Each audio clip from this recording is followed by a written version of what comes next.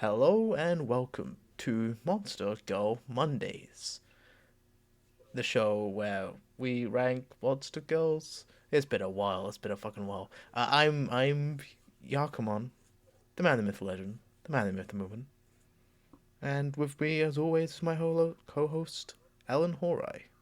Introduce That's yourself. me. Just woke up from my cryogenic sleep. What's this again that we're doing? It's something about warm, right? Dragons, right? There's Oh, there's the dragon from Worm, right? That we're doing.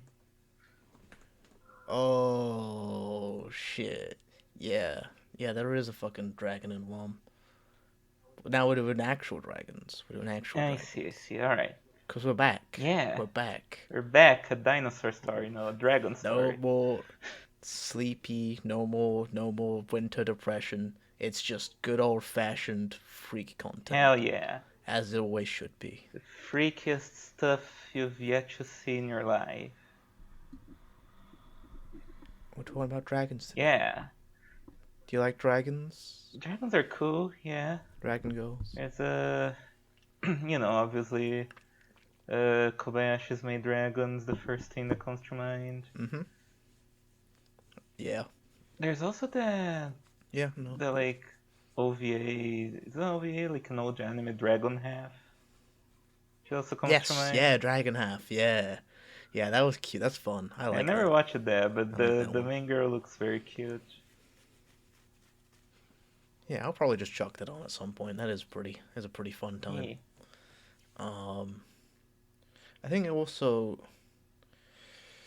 like it was like a mobile game that had an anime. I think it's called like Rage of Bahamut or something like that. Oh, It's not very good. The anime is not very I good, but I see. think it has like a spin-off show about this dragon girl. I think. I Hmm. don't know. Oh, if it has Bahamut in the name, then yeah, I imagine it involves some dragons. Mm. Yeah, yeah. It's an anime unlike Uma Musume where it definitely feels like a mobile game. Like the if the anime looks like it was made to be put onto a mobile phone. I see. There are certain cutscenes, and I'm like, oh man, that's not very good either. Damn. Um, oh, there's like a dragon made Yu-Gi-Oh deck actually, Oh. Uh, and there's Blue Eyes White Dragon girls in Yu-Gi-Oh. Damn. I didn't know that. Yeah, Well, I guess, yeah. I mean, yeah. dragons like yeah, Yu-Gi-Oh is something we dragons like the haven't most really popular type. talked So, much about, but it does probably have like a plethora of monster girls and stuff. I mean, probably less monster girls than Digimon, Huh. honestly. Like it's mainly girls in very elaborate clothing. I see. Like they have like Dark Magician Girl and then like you turn that up to like 11 pretty much. There's not a lot of I think there's a couple Anthro girls, there's a couple. But yeah, no, nothing. Nothing. Yeah, if you want like monster girls, you're probably better Yeah. off Digimon. Hmm. Alrighty.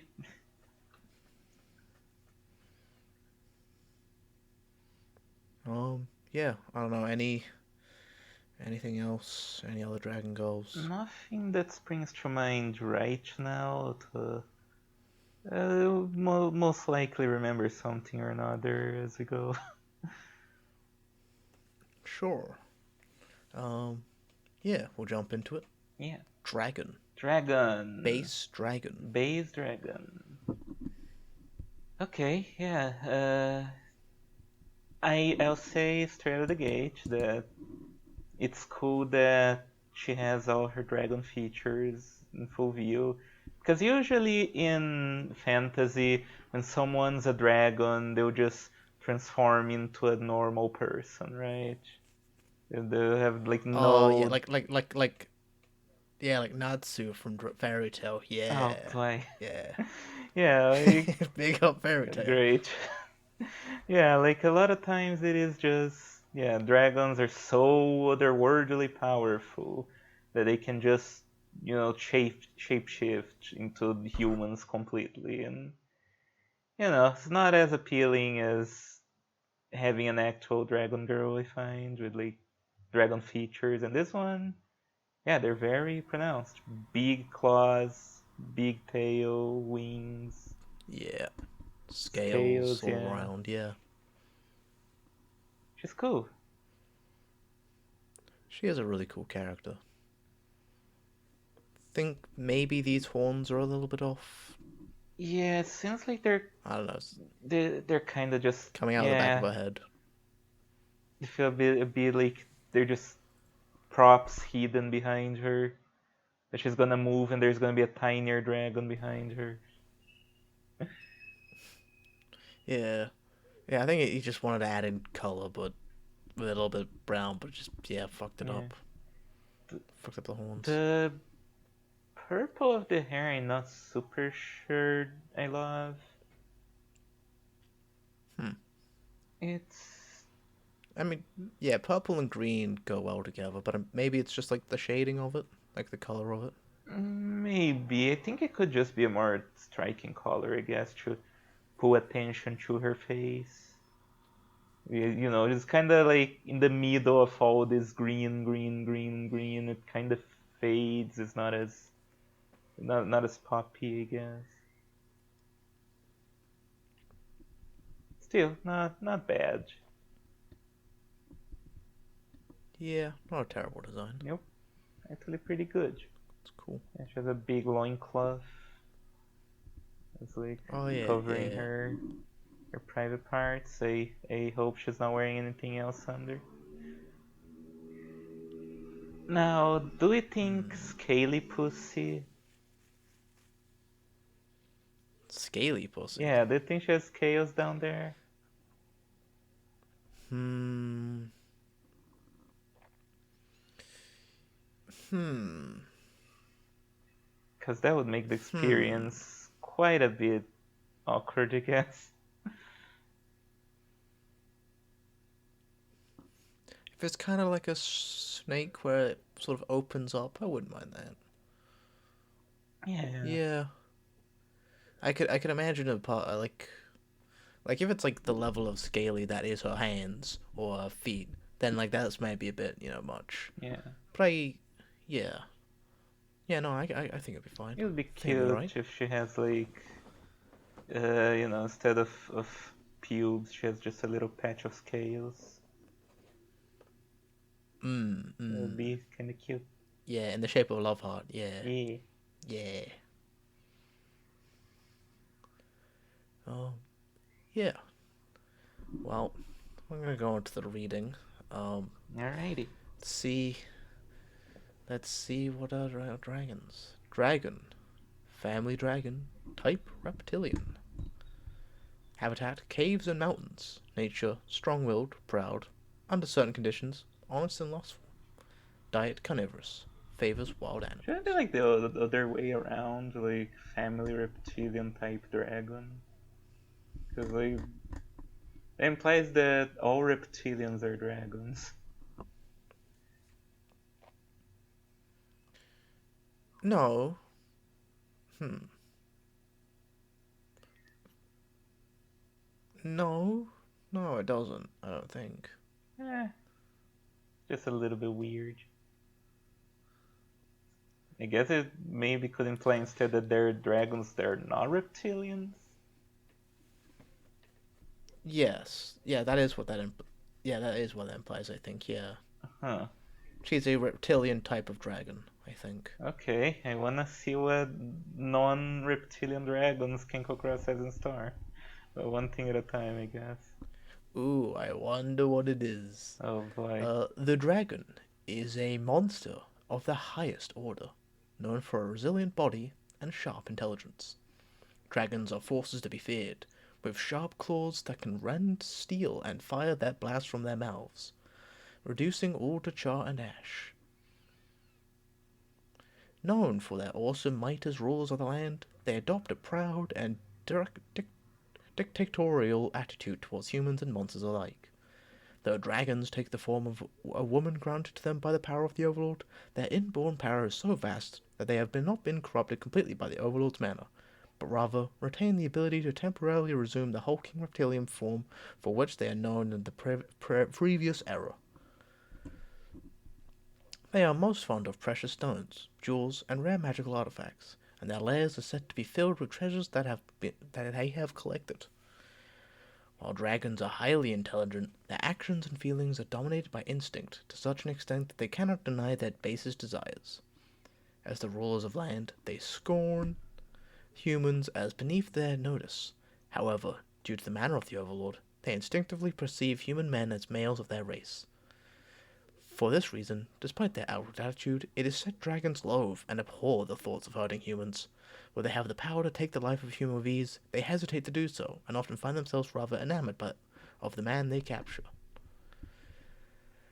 When a dragon sees a man she likes, she cannot overcome her monstrous impulse. She carries the man off to her lair and copulates with him as her whim dictates. The man is thenceforth treated as her most precious treasure. He will never be released, but will be cared for lovingly with ever unbridled affection and ever pleasurable lovemaking. A dragon will submit if she recognizes a human man as stronger than she herself is. Her instincts will drive her to submit to him, lie with him, and conceive his child. Such a dragon may no longer appear to be a ruler of land, but rather a horny lizard besotted with a husband and desperate to mate.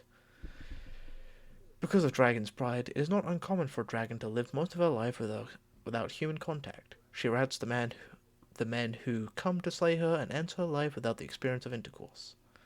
When such a dragon dies, monster matter gathers upon her lifeless corpse, and the remorse of her failure to copulate with a man and bear a child joins with it and raises her as a dragon zombie. Huh. The risen dragon's reason and pride are rotted away in place for her body, which the monster manor has protected from decay, and she becomes a horny lizard indeed, hungering only for a man's sex and seed.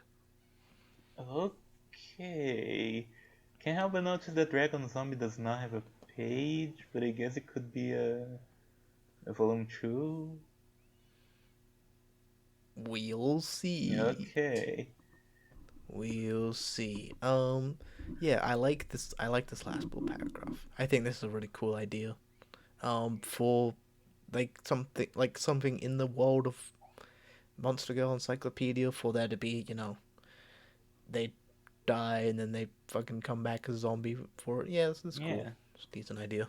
Otherwise, it's kind of, it didn't stray very far from everything that's fact of a dragon. Powerful, likes to hoard treasure. Doesn't want to hurt human men, Well, that's Just everyone. yeah, kind of just like a harpy girl, but can kick your ass. You can hear us more, I guess. Um, yeah, kind of plain. I don't know. Yeah. I hope we see, cause like there's plenty of interesting things and like dragons. There's a lot of different fucking stuff and yeah, stories, history, culture. There's a lot of things you could do with dragons. So it's not bad that this is so bare bones, but it is.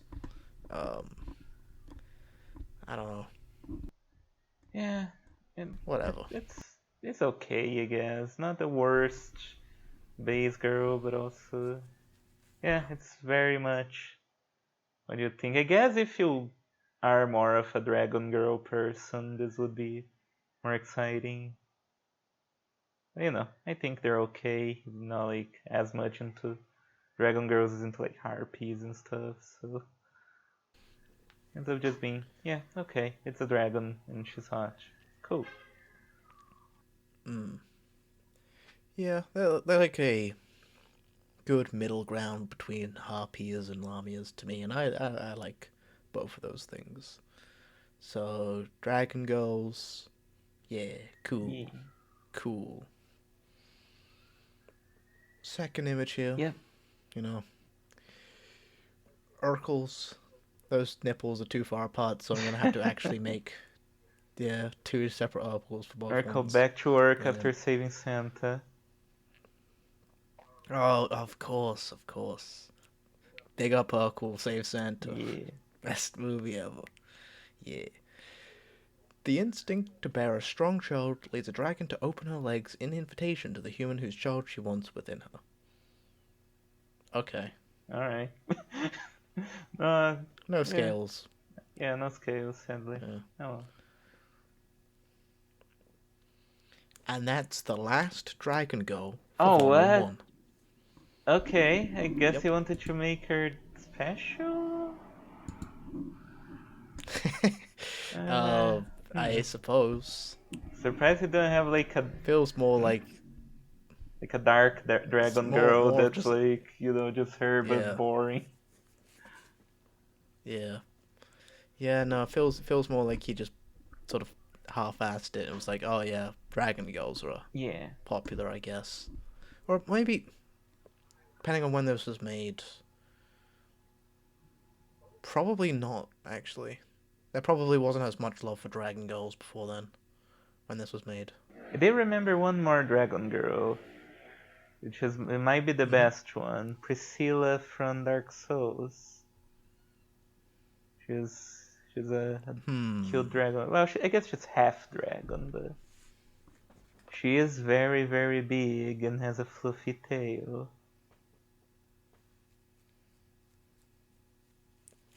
Looking this up now. It's been like a long time since I've played Dark Souls. I only remember the big lady with the huge tits. Oh, I remember she's her. the other big lady. Yeah.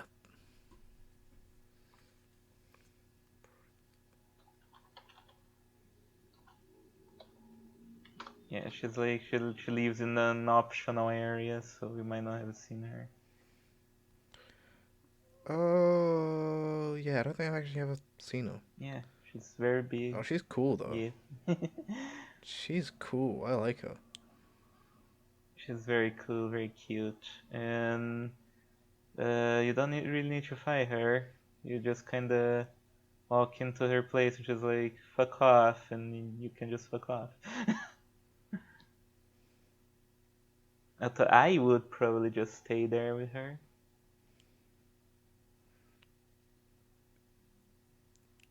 Yeah, okay, I need to stop looking at this. I'm enamored. All right, let's move. Let's move on to Volume 2. Let's move on to Volume Yeah. 2. Oh Jabberwock. man, is it a Wonderland one? Jabberwocky. Yeah, probably. Alright. Yes, it is a Wonderland one. Didn't expect to go Jabberwocky. straight to Wonderland.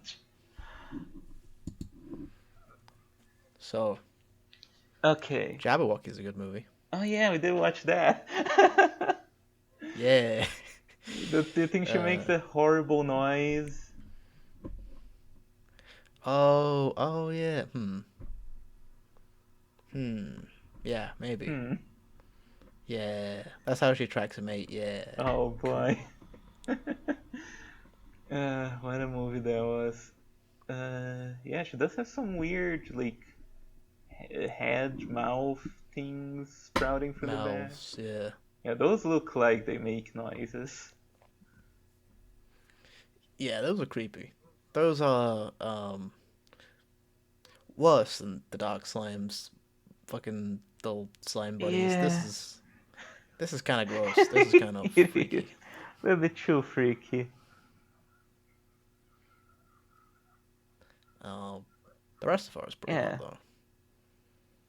It's got a cute little dress, I guess, with like a big opening down the middle. She also has a fucking on a brooch Ah, ruined tie. That also has a tongue. big old mouth It's tongue just coming out of it. all about That's tongues.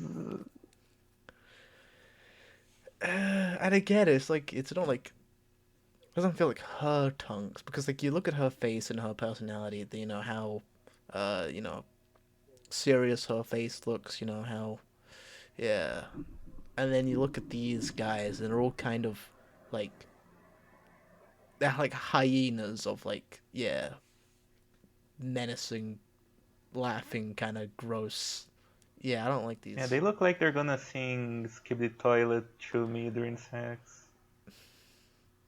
What the fuck? Um, yeah, yeah. Why not? Uh, it's kind of like if you had sex with Scar from The Lion King and the hyenas were there in the background. Um, Shout out to YMS. Oh, Oh, he loves Scar. I see. She has Uh, she has like thigh highs that go kinda into her feet. It's always interesting to yeah, see. those are really neat. Those are neat. I like It those. kind of makes her dragon feet look more like boots, but I guess she's like a Wonderland creature, so who knows? Maybe she can just detach any part of her body.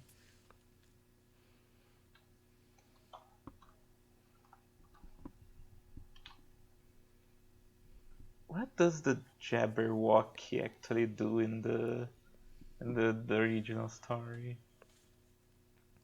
I think it's just like a weird chicken dragon thing. Okay. Oh wow, this thing Oh, looks fucking The Jabberwock hideous. was also in Black. Hmm? Jabberwock was in Black Souls. Huh, I didn't know that. I see. Yeah, I still haven't really looked into much of the game. Yeah, Jabberwocky is a nonsense poem written by Lewis Carroll. Okay. Yeah. I guess he really liked to write some Yeah, nonsense. Good for him. yeah. I thought it was like it might have been a part of the actual original Alice in Wonderland novel, but I guess it was a different, separate thing Yeah. he wrote. Yeah, it's just some weird creature monster thing. I guess it makes sense for her to be a little bit hideous with those weird mouth things. Yeah, I suppose.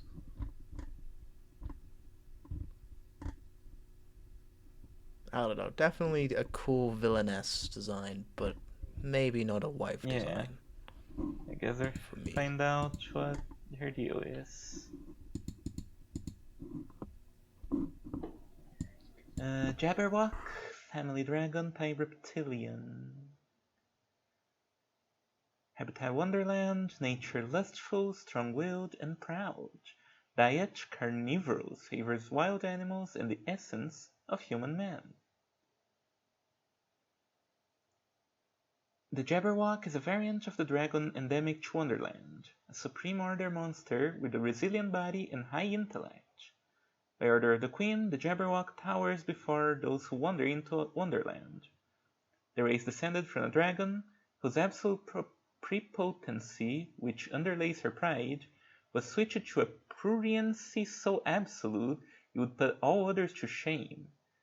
The switch was the Queen of Hearts' doing, as she witnessed the dragon's lofty bearing and then replaced it for reasons of perverse amusement. As a result, while Jabberwocks remain imposing, their minds are a mass of lust. They still have claws sharp enough to rend steel and ties so powerful the earth shakes when they jump. Okay, you really should Damn. fucking have added the fact that the previous Dragon Girl had extremely powerful ties. It would have changed my opinion. However, a Jabberwock now uses them almost exclusively to tenderly embrace a man, her hips quaking upon his. She craves a man's organ, in essence more than she does prey. Her maw releases rosy breath that makes his body upon which it is unleashed burn with fervor. Wow. She uses her intelligence, superior to humans, exclusively to increase pleasure and always longs to be smeared in essence and ecstasy. Decadence is her pride. Even if her body is drenched in white slime, her sublime dignity remains unmarred. Confident she is more lascivious than any other, she looks down on human, women, and other monsters with superiority. Duties entrusted to the Jabberwock by the Queen are frivolous, as is to be expected of the Queen of Hearts. The Jabberwock herself has little interest in victory or defeat. She attacks visitors aggressively but often lets women and monsters win. However, when an appealing human man comes, she resolutely captures him for herself and takes him back to her lair. There they sink together into the deepest depths of the basement to become the lewdest couple in all of Wonderland. And so she may be suffused with more essence than any other monster. If a Jabberwock acknowledges a man as worthy, there you go, he can gain ascendancy over her. However, she is uninterested in the dragon's criterion of raw belligerent strength. To her, a more relevant qualification is frank display of affection. A man of such ambition may declare his love or more directly announce his intent to penetrate her. If his member towers before the Jabberwock sought him, thus displaying his uncontrolled lust for her, his results will be even more effective. If he exposes his organ and presses it toward her face in an unreserved presentation of carnal desire, his success is all but assured. Alright, just chick slap her, I guess. Though her mighty frame allows not the passage of steel blades, a man's sword of flesh can pierce the Jabberwock and shake her mind with the sense of his Yeah. thick essence and the force of his bestial need, causing her to collapse in a dizzy heap. Is there more? Oh, there's more. Now, in the presence of a man who will show her lust at any time and wash her body and wound in his semen, the Jabberwock's instincts degrade her into a horny lizard. She wants only to please her mate and bear his children. While a dragon interprets such an eventuality as submission, debasement to the status of a man's beast, a Jabberwock views it quite differently. In her mind, she becomes the ultimate source of pleasure for her husband. She also views it as making a husband who is more pleasured by his female, more deeply drenched in filthy bliss than any other in all of Wonderland. She thereby exemplifies the very pride and aspiration of her race. So there is a dark dragon after all, who's just the regular dragon but corrupt. I mean, this might be the least interesting Wonderland girl we've had. Yeah. Yeah. There's Which nothing is, particularly like wacky or strange about her. I have a feeling Kenko Cross has not read the story Jabberwocky. I don't think he's actually read Jabberwocky. Probably not. He probably could have come up with something pretty interesting. Um, I don't know. I'm. I mean, I like the fact that he was using uh, yeah, refer to the stick as a sword and yeah, the fucking yeah, well, not innuendo. What's the fucking word? I don't know. Yeah, like fucking instead of slaying the dragon, it's like my dick's the sword. I fuck the woobador. Yeah, it's cool. Um, Yeah, there's just not a whole lot interesting here. once again, the weird little guys were not Oh yeah. explained at all, talked about. They're just kind of Yeah, there. they're just kind of there. Yeah, I don't know if I want those things anywhere near me. They said there's like a single line here that says she uses her intelligence superior to humans, exclusive to completion of pressure. Um, what does that mean though? Hmm. How does she using her intelligence to increase the?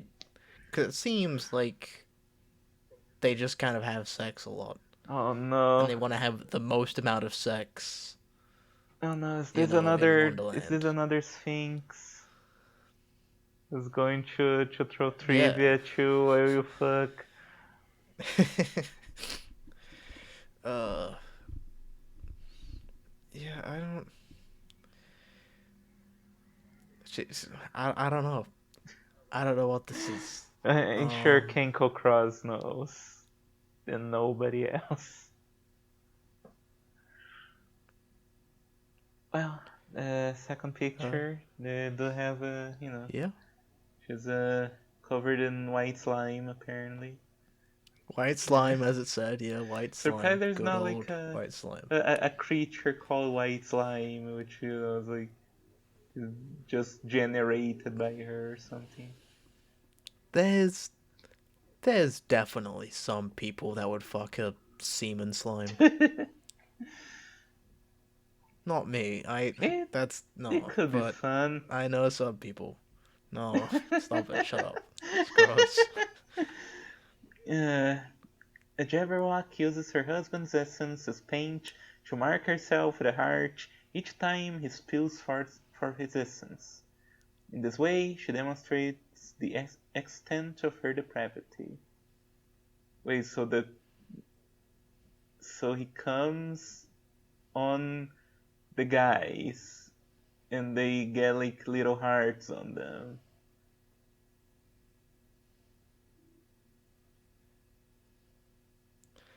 Uh, yeah, I think so. Oh yeah. Oh yeah. Okay, actually, I'm now just like, they're Yeah, like licking up the semen. yeah. They're looking up the jizz. Ew, Yeah, ew, gross. it sure I is. don't want. Look at this guy. Look at this guy. He's like licking the dick. That's gross. It is. I don't want this licking my dick. Yeah. That's gross. Yeah, Ugh. that's not a good idea. No.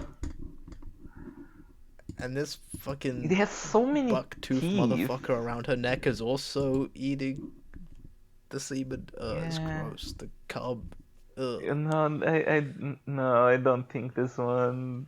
I don't think I want this one. No. Look, At least hmm? the dark slime's funny little guys had the, they just stayed in the background, Yeah, They were there, but they were in the background for the most part. These guys are invasive. they These were invasive. I don't like they this. didn't have fucking rows of teeth. Oh yeah. Why do they have teeth? What the Uh, fuck?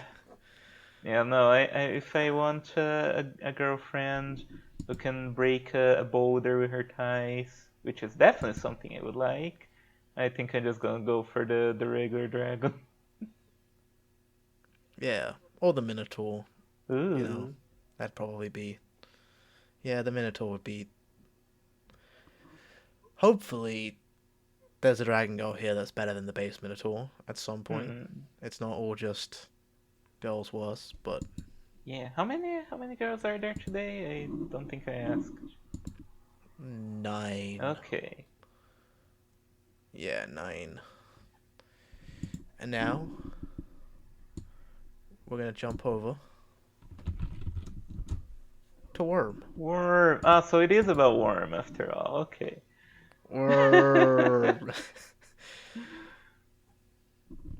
This is a podcast about Worm. Worm. Where we talk about Worm. Yeah. What do we think about Worm? It is a dragon lamia, I guess. Seems like it. It's not type Lamia at all, so. Huh. But it is pretty much. Its design is basically just Dragon Lamia. Yeah. Though it seems, hold on. It seems she has a more humanoid puss. Yeah. It kind of stops.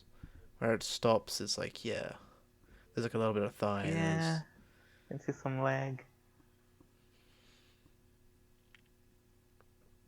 Which I think that's kind of like what I was talking about in the Lamia episode, like how it kind of feels like legs, like thighs. Like I think this kind of exemplifies that point. This is kind of like what I mean.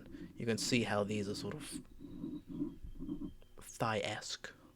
Yeah, it kind of makes it weird too, because like when I can see a little bit of the thighs, it starts making me wonder how how does it feel to be her? Like, Can't she move like these little stubs independently? How does any of that work? She probably can, like, a little bit. Yeah. Huh. It's kind of like, like flexing your leg muscles. I see. Well, Yeah. well, whatever works for her, I guess. Seems to be a bit more of an exhibitionist since she's not wearing a loincloth. No. Um, pretty horny facial expression. Yep. She has like claw brat kind of. Yeah, I think they've all had that. I see. I guess I Um, didn't notice because their boobs aren't quite as pronounced as this one. mm, mm. He's just Uh, flashing those bazongas on you. this is the first time where, like, the sort of gap moe, if you will, of like the very monstrous, you know, bulky clawed hands, in contrast with this very feminine woman, is like actually like appealing to me, like right now. Hmm. Like I'm like this is like a cute thing. Okay.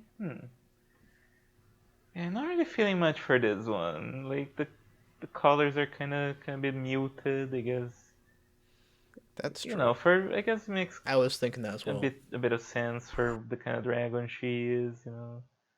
But I don't know, like it's just not super appealing.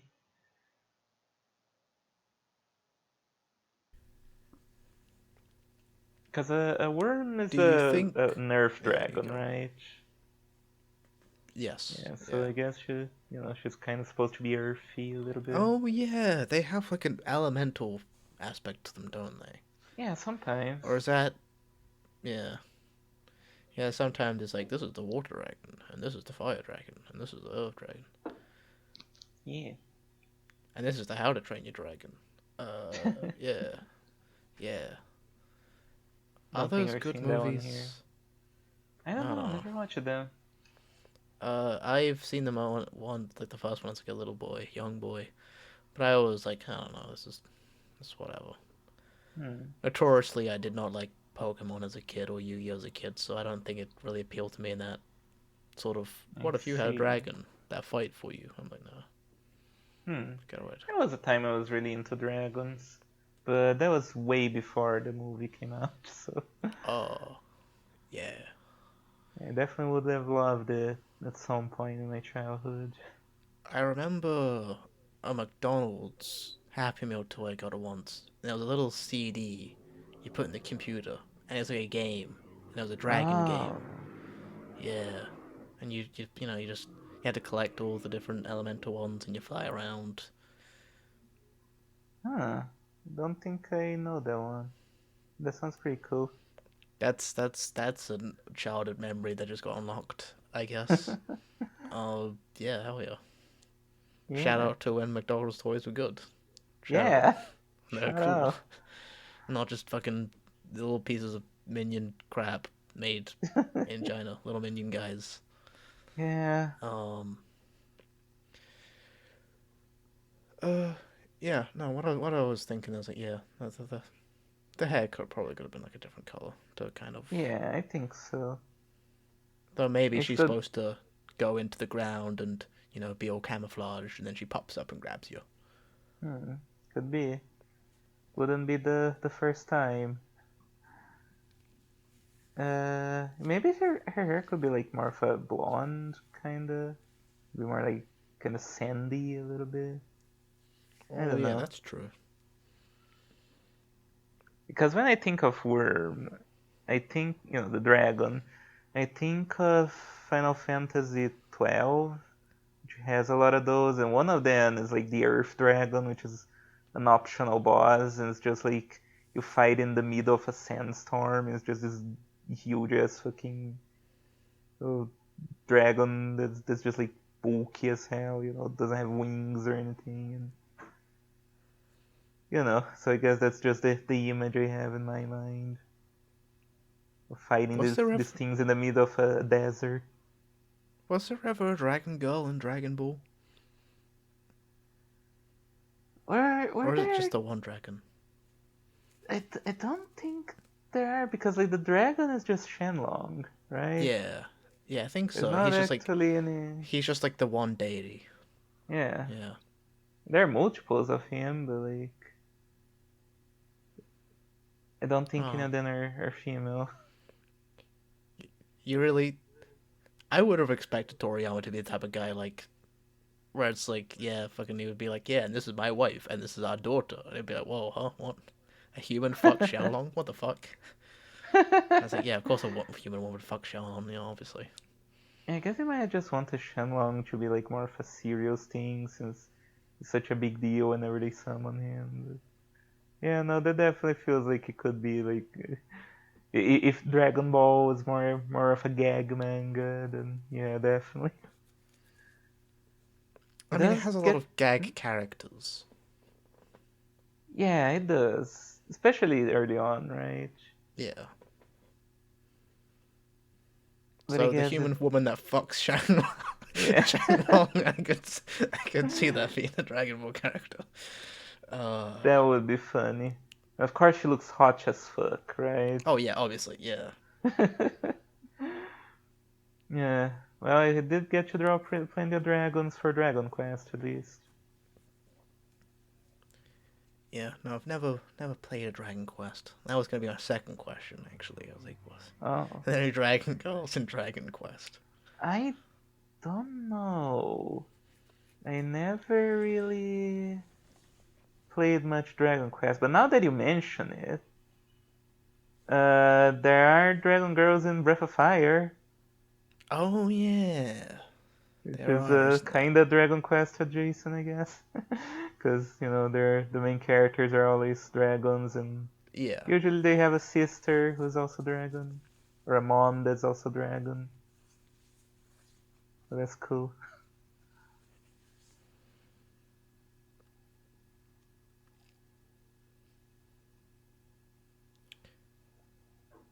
Worm Dragon. Worm.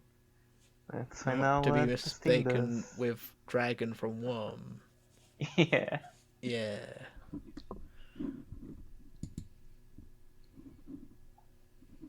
Hold on, just give me a second. Alright. Worm. Family dragon. Type reptilian. Habitat wetlands, mountains, and caves. Nature violent, simple, and honest. Diet carnivorous. Favors wild animals. Do, do, do. Alrighty. That's too much. That's too much. The worm is a variant of the dragon. That is the head and torso of a woman and a long body like that of a snake. Worms are sometimes known as earth dragons due to the way they crawl the earth with majesty and power. While they are a lower order race among the dragon family, they are every bit the equal of dragons in terms of raw strength. They have scales of extreme hardness, inexhaustible endurance, and can shatter great rocks with collisions of their robust bodies. However, worms are severely lacking in intelligence. Ah, yes. Oh. Now we're talking. Their She's thoughts are simple. dumb. Yeah. Their thoughts are simple and rarely extend beyond mating with human men. Their character is vicious because they attack men aggressively in the search of reproductive partners. They are feared as monsters, even more dangerous than dragons.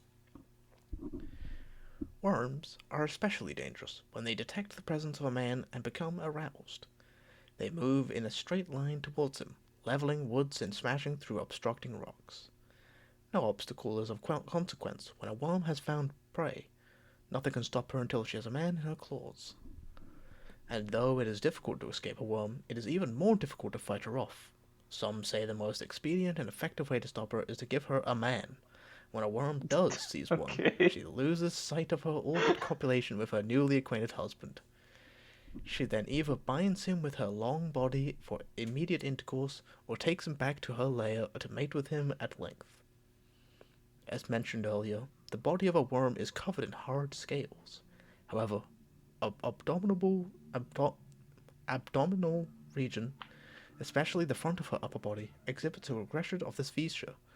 In those areas, her soft, sensitive skin is exposed to make it easier for her to perceive the heat, touch, and pleasure of a man's body.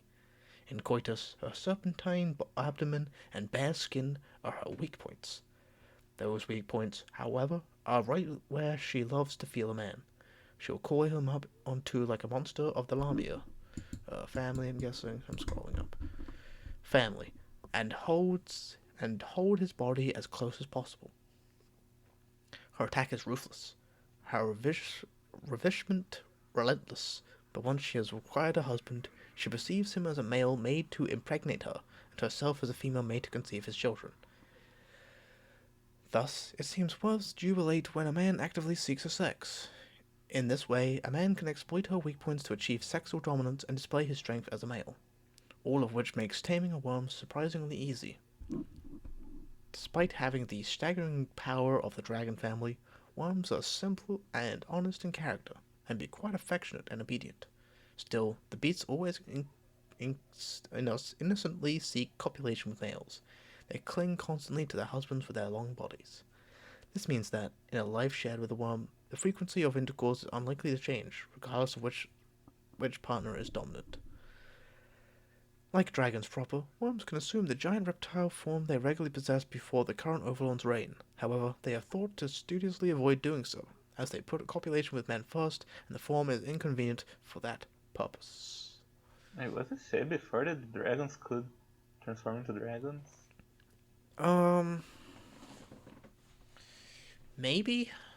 There was definitely something in the beginning, in the first base Dragon Girl. Maybe I'll go back actually. About how Oh yeah. she's.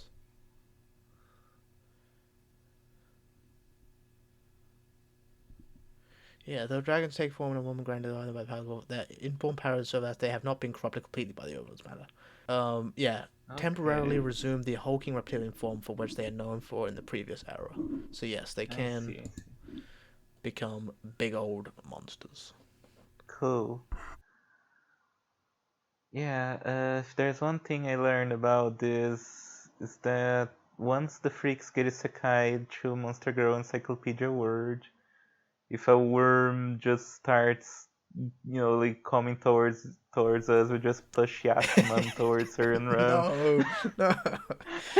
Uh, that is kind of the funniest. That's probably the best part about it. It's like the idea that like yeah, too powerful and difficult. They just like kick a poor sod into her Yeah. arms and run away. That's funny. Yeah, they have like expeditions around the world, and one of the people is just a guy, to use in case of emergency. Yeah, he doesn't know it, of course. He's just like a Yeah. young lad, like yeah, carrying stuff for them. Like yeah, oh boy, I'm sure I'm glad. I didn't think I had what it takes, but they're really taking me on this epic journey to take down the Overlord. But yeah, Yeah, yeah. Sure, buddy. and then that's the start of the isekai revenge fantasy. Oh Uh, no. because it always That's starts with fucking always betrayal. end good. Always starts with that piece of fucking man. Thank fuck for the Deathless. Thank fuck for the Deathless. Indeed. Um, You can read it in the link yeah, below. Please Deathless. do. Yeah. Anyway, yeah, nothing much here. Just No, it's a big snake lady with dragon paws. It's dumb and has sex a lot.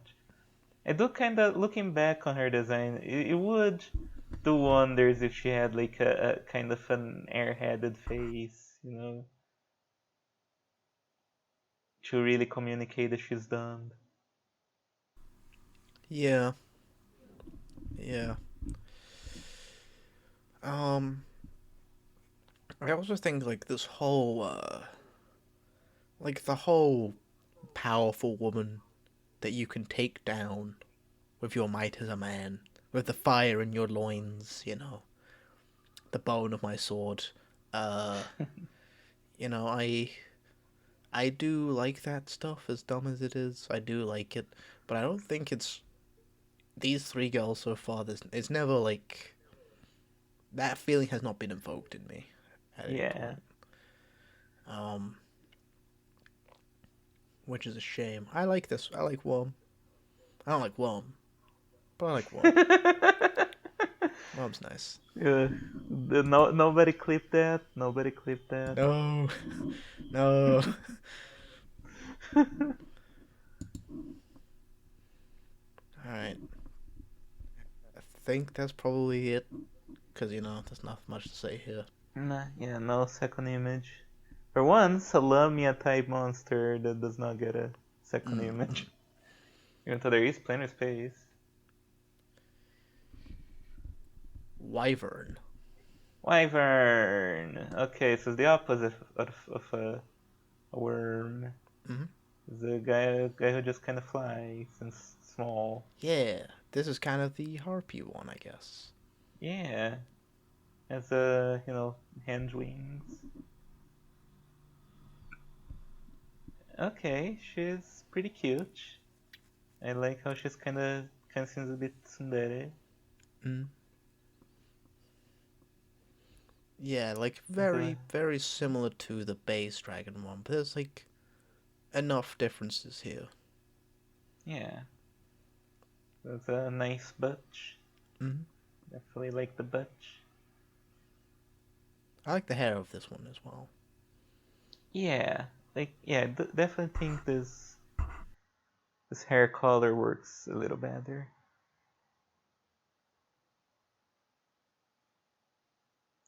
I think it's just like a more warm color, so it just blends well. The horns still look a little bit weird.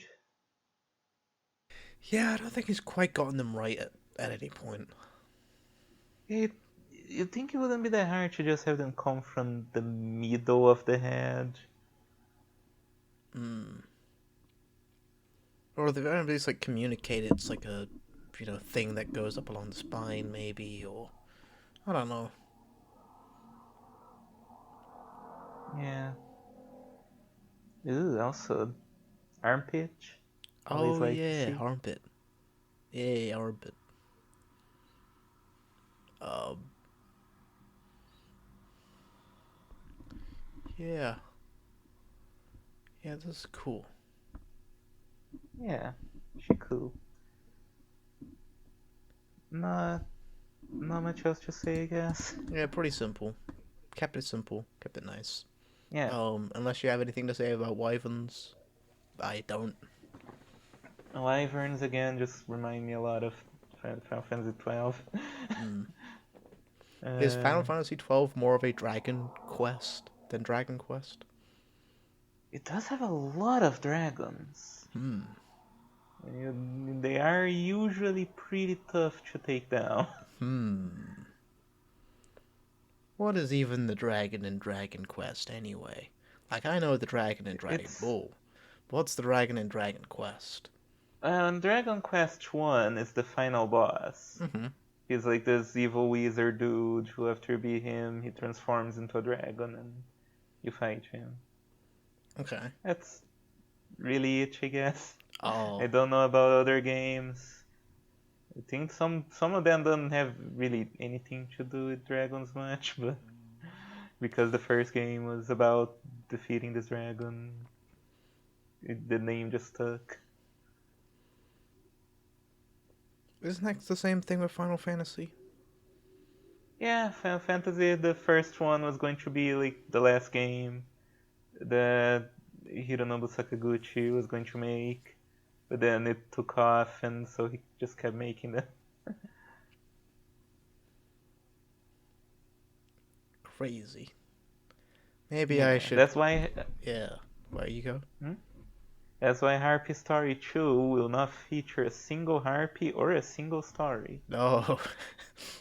Yeah, I was gonna say that's like, oh, I might have to do that. I might have to make a series that's planned to be like, yeah, I'm just doing this one, and then it becomes big, huge, and I can just keep doing it, pumping them out every single year.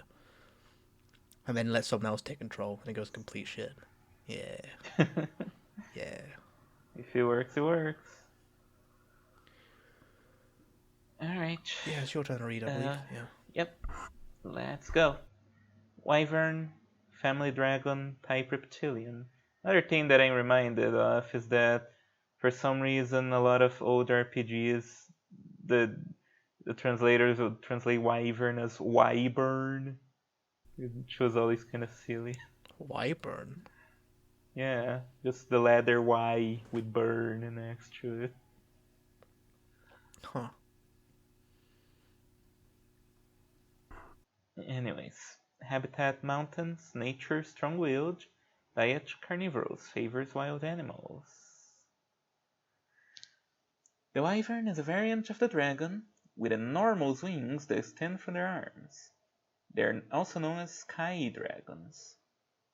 They have great strength and, like dragons, the power to assume the giant reptile form they regularly possessed before the current overlord's reign.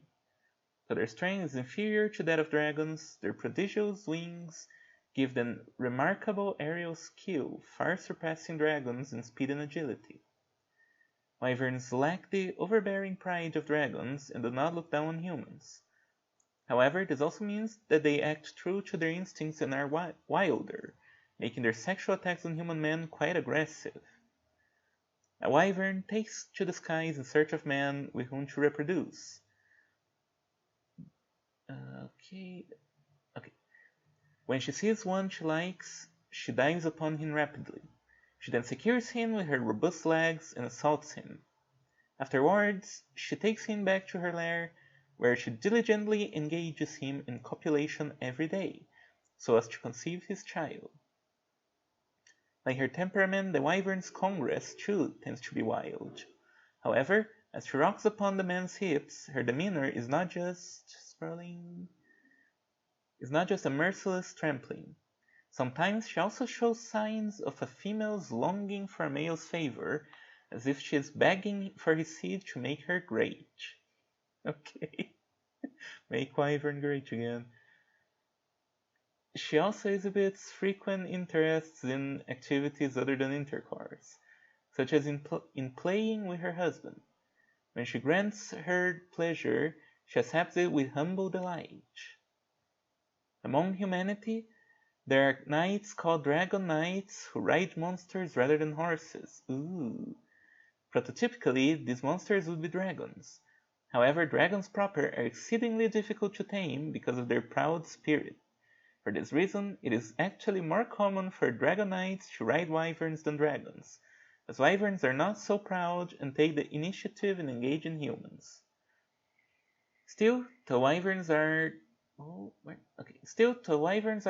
manageable than dragons. They are nonetheless wild monsters that would rather ride a man in a violent sexual manner than be ridden by a man. Therefore, a wyvern wife may not necessarily be manageable as a steed.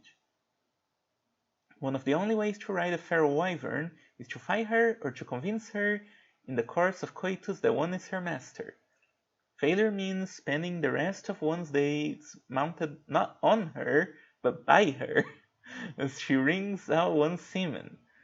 Most adopt the safer method of raising a wyvern from the egg, or from infancy, while training her as a steed. Oh, okay, that's sure.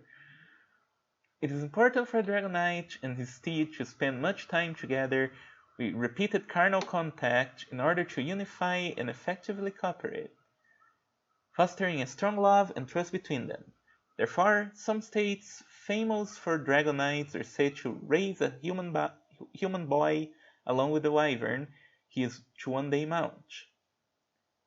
Over an extended period of time, their love develops, moving from childhood friends to siblings, master and servants, soulmates, fiancés, until they at last become lovers, and then husband and wife. All the while, they learn everything about each other, as well as all there is to know about growing up to be a firmly bonded dragon knight and steed. Okay, that idea is kind of cool. I was thinking it was going to be a little bit more fucked up of just like having a wyvern daughter and like forcing her to be your steed. But Yeah. I thought it was gonna go to the grooming aspect of it. I was like, oh no, yeah, I don't like that. But I'm glad. Yeah, I'm glad it's this. This was cute. yeah, this is definitely much better.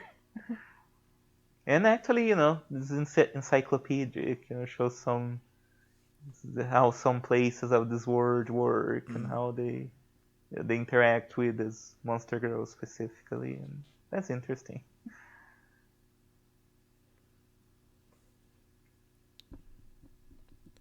Yeah. Um. Yeah. It's also seems to have like a much more uh like the dynamic between the strong, prideful creature, and trying to dominate, take control, but maybe you lose. This seems to also be better at displaying that, I think. Um, Yeah, yeah. Even if it's just like the same as we had before, I think it's like a little bit. It's explained like in a more interesting way, described. yeah, this one's decent. Mm. There's something definitely appealing there. Yeah. So, childhood friend, harpy, wife who can kick your ass. Yeah. Yeah, Turn the big monster. Yeah. This is cool. yeah. The idea of growing alongside a wyvern and just training together to be the best dragon riding duo. Like it is, it's pretty compelling. It is, this could actually work into a story. Yeah. In fact, I'm already imagining like, oh, maybe the villain is someone who actually has a dragon wife, and she's like so much stronger, and they have to actually become the best, the most skilled dragon knights to be able to defeat them. I would actually steal this, to be honest. This is good. Yeah. Um, Also, I'd like to think it's like funny how it's explained, like the order in which this is said from childhood friends to siblings. Okay, master and servant, Oh yeah. soulmates, then fiancés, and then lovers, and then husband and wife. It's like That that's is a little bit weird. Yeah. the order of it's I'm a not bit. sure. Yeah, I mean, remove siblings, then like master and servant. Okay, maybe there's some degree of like getting her to obey you in So battle, but yeah, soulmates, you think that would be like, I guess like soul bounding to the yeah, dragon they're in a way, soulmates maybe. after master and servant. So they're not quite in love with each other during the master servant portion of it, Yeah, and then but you think fiancés. that, yeah, you think after that would be lovers Mm. because like, Oh, no sex before marriage. Awesome, nice. oh man, come on, how am I supposed to bond with my wyvern wife if we can do a little bit of that? If you can like quell her instincts a little bit, come on. All right, there's a second image here. Um, Yep, she do be riding. she is riding It with is Wyvern. common for knights. Yeah. It is common for knights to attempt to make wyverns their steeds, to end up being ridden by them all day, every day, in the monster's diligent pursuit of procreation. That didn't really say anything new, but No, okay. yeah, I would have preferred if the second image was dedicated to the first time they copulate. They just fucking Yeah. they make love. That would have been nice, because that's the best part of this. But I don't expect Kenka Cross to, yeah, understand what Yeah. makes his girls good individually. Oh, well. Well, moving on to the next one. Just the page below. Dragon Zombie. There we go. It's the dragon zombie. Surprised they didn't go with the Dracolich. Maybe that's copyrighted. I don't know. Where's that from? I think it's from Dungeons and Dragons. Oh, well, he's still Oh, plenty of Blood and Dragon stuff. yeah. And I've seen the term used in other things too that absolutely could not pay Wizards of the Coast to use any of their terms. But,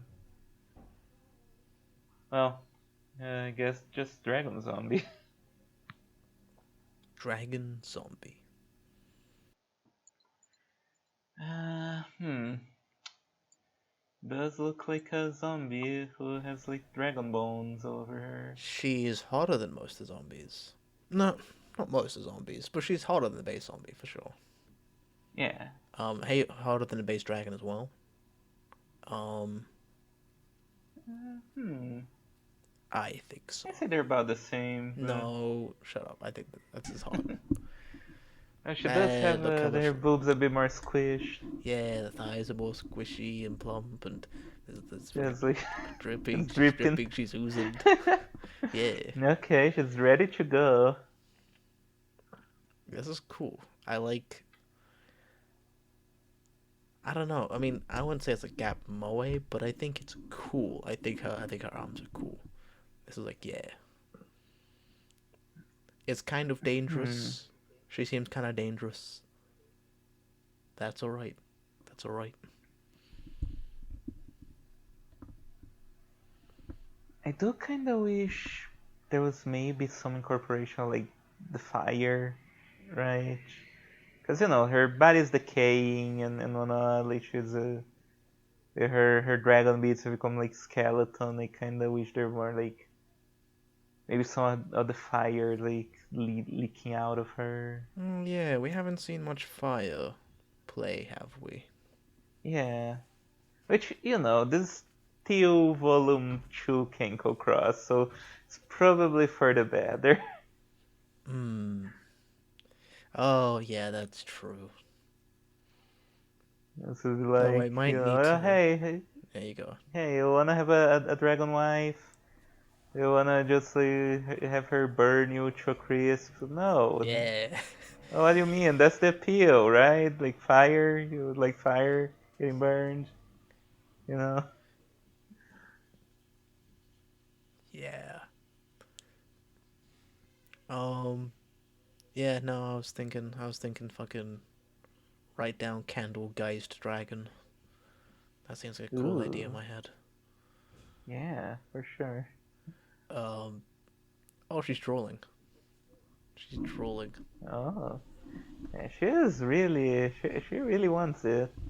She You does. know what? I will give it. Oh my god! Even her fucking tail is like fucking dripping, and it was Yeah, like, this is a cool character. She's hot. yeah, Yeah.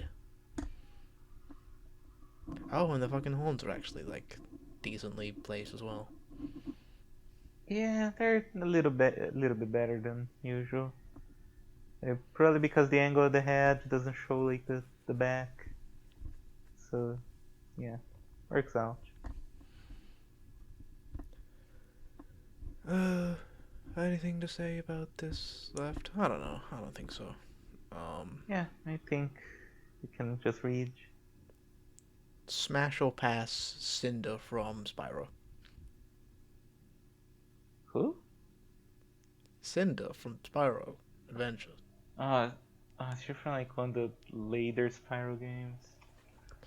Let me That was one of the look ones, her but up. I think yeah, when they started having like lore and like story, Yeah, wasn't just about collecting shit. Spyro Cinder. I wouldn't, but you Oh, know. no, no thanks. That's just a lizard, you know. That's just an actual dragon. Yeah. Don't know. I've actually never played a single Spyro game in my life, but I imagine that was also the part where they stopped having hot ladies in Spyro. Hmm. Yeah, no more fucking Oh, foreign oh girls. well. Yeah. Oh well. Oh well. Dragon zombie, family dragon, type undead. Habitat: caves, mountains, and wetlands. Nature: simple, lustful, and violent. Diet: the essence of human men. I feel like wherever she goes, it becomes a wetland. You know what I'm saying? Oh, damn. The dragon is a zombie. Let me try that again. The dragon zombie is an undead monster that rises from the dragon, queen of the earth. Dragons are so proud that they scorn human males as worthless and often die without ever experiencing intercourse with a man. A dragon zombie rises forth when mana collects into the corpse of such a dragon and bonds with her regrets that stem from the dearth of a man to be her husband and never having produced children. Turf. Dearth. From the dearth. What the fuck is that word? I've heard dearth, and it makes sense in the sentence, but I couldn't give you a specific. Yeah, Okay. it's like a deep. It's like, yeah, deep within yourself. Oh, I don't know. thankfully it doesn't have 5 letters, so we don't really have to remember it. Damn. Her body is saved from decomposition, but in exchange, her mind, reason, and draconic pride rot into sludge, and her genitals are always sopping. She decays into a horny lizard, seeking only congress with men and the production of her offspring, the very things she missed in life. In contrast to the rationality with which she conducted herself in life, the dragon zombie is instinctive. When she finds a human man, she gives free rein to her fixation on sex, which drives her as she assaults him. Though a dragon zombie's thoughts are simple and her movements slightly dulled, the strength of a dragon, which towers over that of other monsters, is undead and hale. Thus, a human attacked by a dragon zombie can do nothing. Even if one should get lucky and manage to escape, the undead know no fatigue. She will follow the man she has chosen as far and as long as it takes. In life, her breath was of fire. Now, however, it has become a miasma of putrefif. Hold on, it's like fucking trying to read it. It's like hyphened. Putrefaction? Petrification? That's not how you spell Where's the word? petrification. Miasma of Oh, putrefaction. putrefaction. Yeah. I don't know that word. Rotting away the obstructive reason and dignity of the man subjected to it. It leaves him with nothing but his male instinct to reproduce with the female before him. While the dragon zombie's flesh does not rot in a literal sense, it is loosens most indecently when compared to the taut state it held in life. The comfort of such flesh gratifies a male when he holds her. As he runs his fingers over her breasts and buttocks, they sink easily into her softness, as if she is taking him in, while she still remains supported by her concomitant suppleness of her flesh. Her vagina is the most ravenous to take him in. It swallows up his member with gentle ease, but grips it thereafter with great resilience, throttling and ravaging his sex amid a needless, abundant supply of natural lubricant. As described, dragon zombies are indeed vicious. However, should a man take initiative to ravage a dragon zombie, she will accept his advances and become meek. When a dragon zombie attacks man, her face shows no trace of decorum with which she had held in her life. This does not mean her expression is that of a predator before its prey, however. The look on her face is simply that of a filthy female fawning over a man. To her, her wanton assault is but a rather zealous flirtation, a plea for his care. Therefore, when a man seeks intercourse with a dragon zombie of his own accord, she is left with no reason to not attack him. Fortunately, the body of a dragon zombie falling over a man is ideal for mating with him. Thus, after he has joined with her once, he is likely to be entranced by the wonders of her female flesh. They appear to claw at each other as their lives grow more sexually intimate. Once she is desired as a female by the male and feels instinctive pleasure of her womb being filled with the semen, her expression becomes filthier than ever before. The viciousness she displayed in her days of hunger vanishes. Becoming undead also strengthens her instinct to protect the man she acquired as her treasure. She casts aside the dominance dignity she held while alive and already fearsome, and while now raged, half mad, if harm is threatened upon her companion, she blows her putrefied breath every which way, On men, its effects wear off after some time has passed. On women, however, her breath rots away reason and resistance to monsterization, transforming them into zombies and whites. A horde of the undying thus forms in no time at all. Alright, Okay. so the last paragraph, again, it was like a little interesting thing of. Cause we haven't seen so much of, uh, the hoarding of treasure, the hoarding of, the creeping coin. Yeah. You know, you don't feel that with fantasy. I haven't really expressed that at all. But yeah, it's a good idea that you know in life she's hoarding a treasure. She hates men, but there's like deep down there's a regret of never having found love. And then she comes back to life as a zombie, filled with lust, filled with desire, and instead the treasure is you, and she creates a horde of zombies. Zombies, I don't want. Yeah. Whites, though, I'll take an army of whites. I'll take a couple whites Yeah. on the side. Zombies, though, no, fuck no. Um, I like the idea that she's very clingy, very protective. Don't see that too much in this, and definitely something that I enjoy. I enjoy a strong woman, not just for the SM play aspect of yeah. it, but also the idea of having her be able to protect me is like very appealing. I also really like how as opposed to zombie, where it was like literal rotting flesh, she was instead like um in life she's like a strong, I guess supposed to be muscular figure. She's like a strong, taut, but in death, as opposed to rotting, it's just like her body becomes like soft and plump and voluptuous. I like that. I like that idea. That is definitely significantly more appealing. Yeah, Um, yeah, she's cool. With undead monsters, there's always that feeling of like, how's this gonna go? But this is definitely one of the better ones. mm,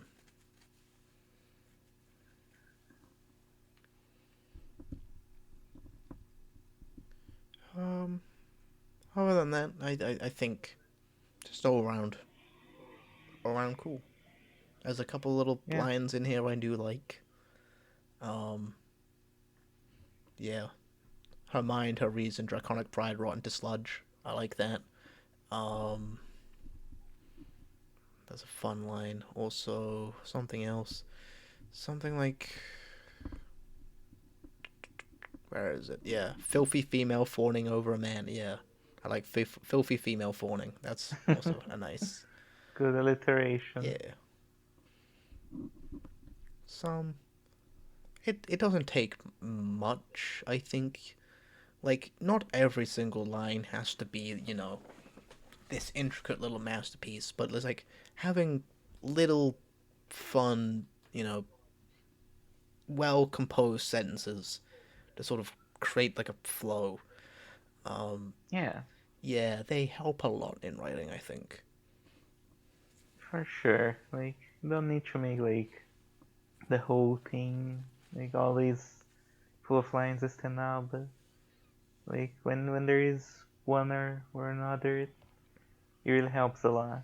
Because like even like Shakespeare's like that's which is the one where like if you're studying literature, you're just gonna be reading his lines constantly and analyzing them and picking them apart and how it works. Um, but even then, like most pages go by where you're only actually talking about like two or three lines that really stick out and really, yeah. Everything else is just I sort of see. like, yeah, this is how you. This is. It's not a special, but this is how you just do basic writing.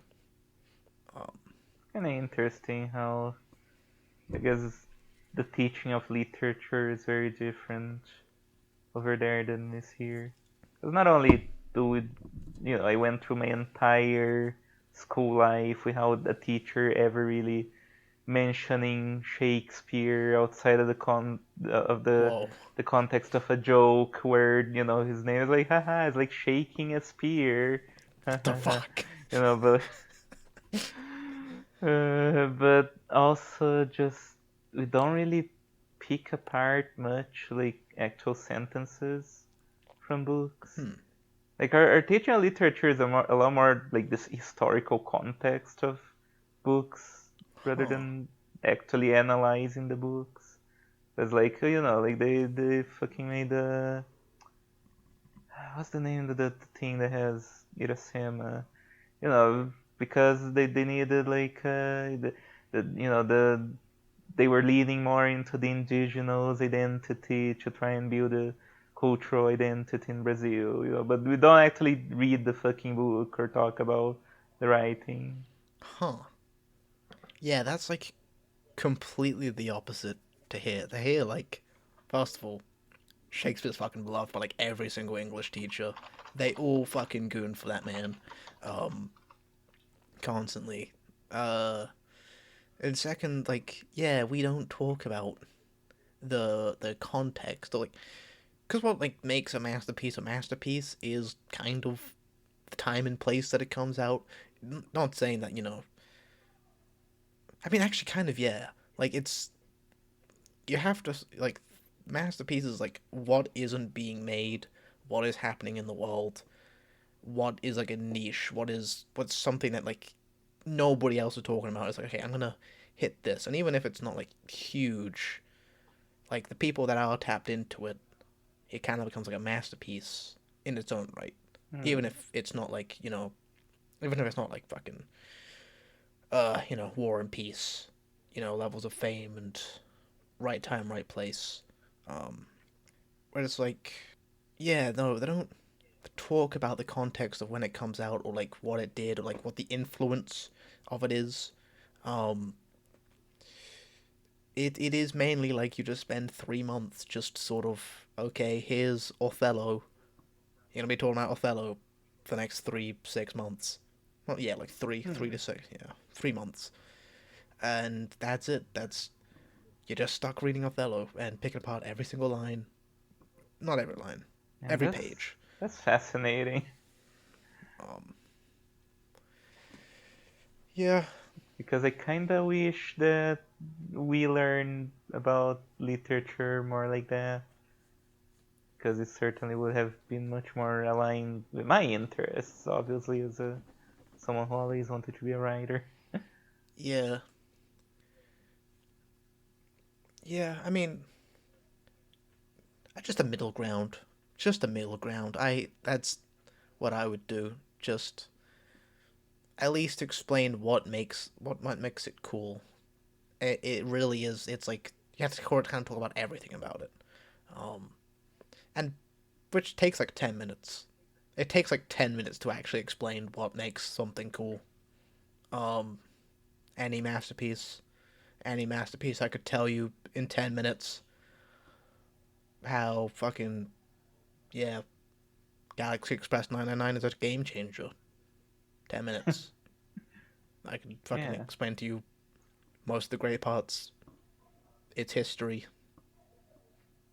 how it evolved. Yeah.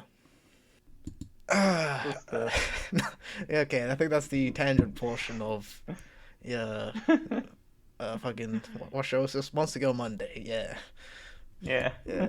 I was legitimately and thinking bef- brainworm. I was like, no, it's not brainworm. it is a bit of a brainworm moment. And before any of the Brazilians in the audience correct me, the book that has Iracema in it is called Iracema. But the Oh, reason for my confusion is that I was thinking of O Guarani.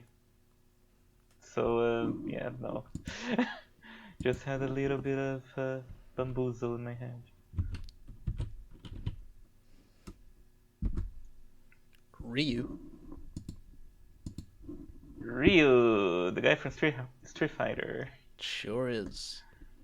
Though looks more like the dragon from Dragon Ball Oh yeah, as a she does have a lady. ball. She does have a ball. She also has Hmm. dragon claws fucking groping her own tits. What the fuck? Oh yeah. Huh. That's a It's not. bit weird. It's not even like. It's not even like holding him up or anything. Because like the others, it was like these claws, scaly appendages that are like holding up as like a bra. This is just like it's literally just two fucking ghost dragon hands out of nowhere just groping her. Yeah, that's like I guess it's because these dragons are usually, portrayed with like a lot of limbs all over their body, but why are they so close, Yeah. You think she would have like some dragon feet like further down their tail.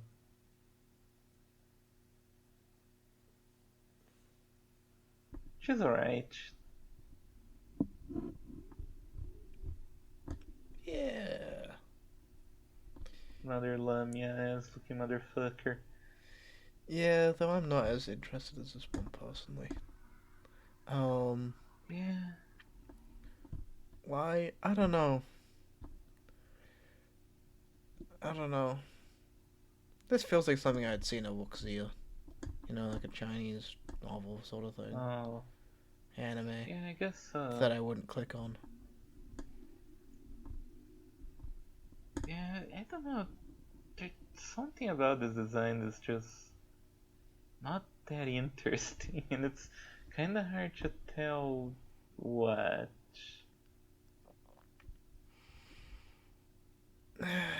Yeah.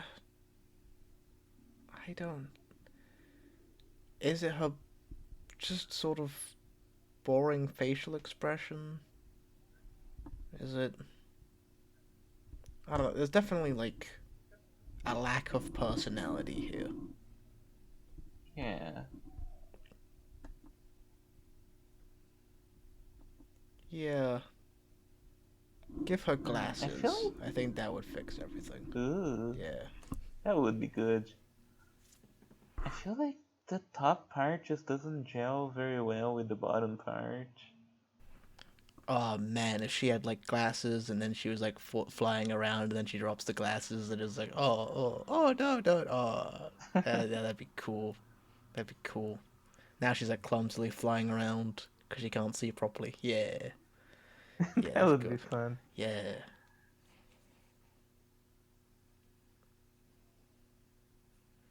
Yeah, I don't know. She's okay, I guess. She sure is. Maybe the lore will be interesting for this one. We'll see. Ryu. Family dragon type reptilian. Habitat: the waterfronts, such as lake shores, marshes, and riversides. Of Zipangu. Nature devoted, mild. Diet carnivorous. Favors wild animals and the essence of human men. The Ryu is a variant of the dragon that lives in Zipangu.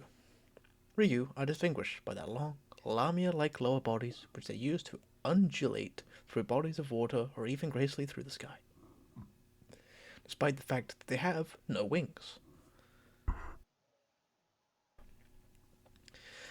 The Ryu is a supreme order monster with incredible power capable of manipulating the weather. Her beautiful form and elegant bearing impresses a sense of sublime upon all who behold her. Some humans consider her holy and worship her as a water god.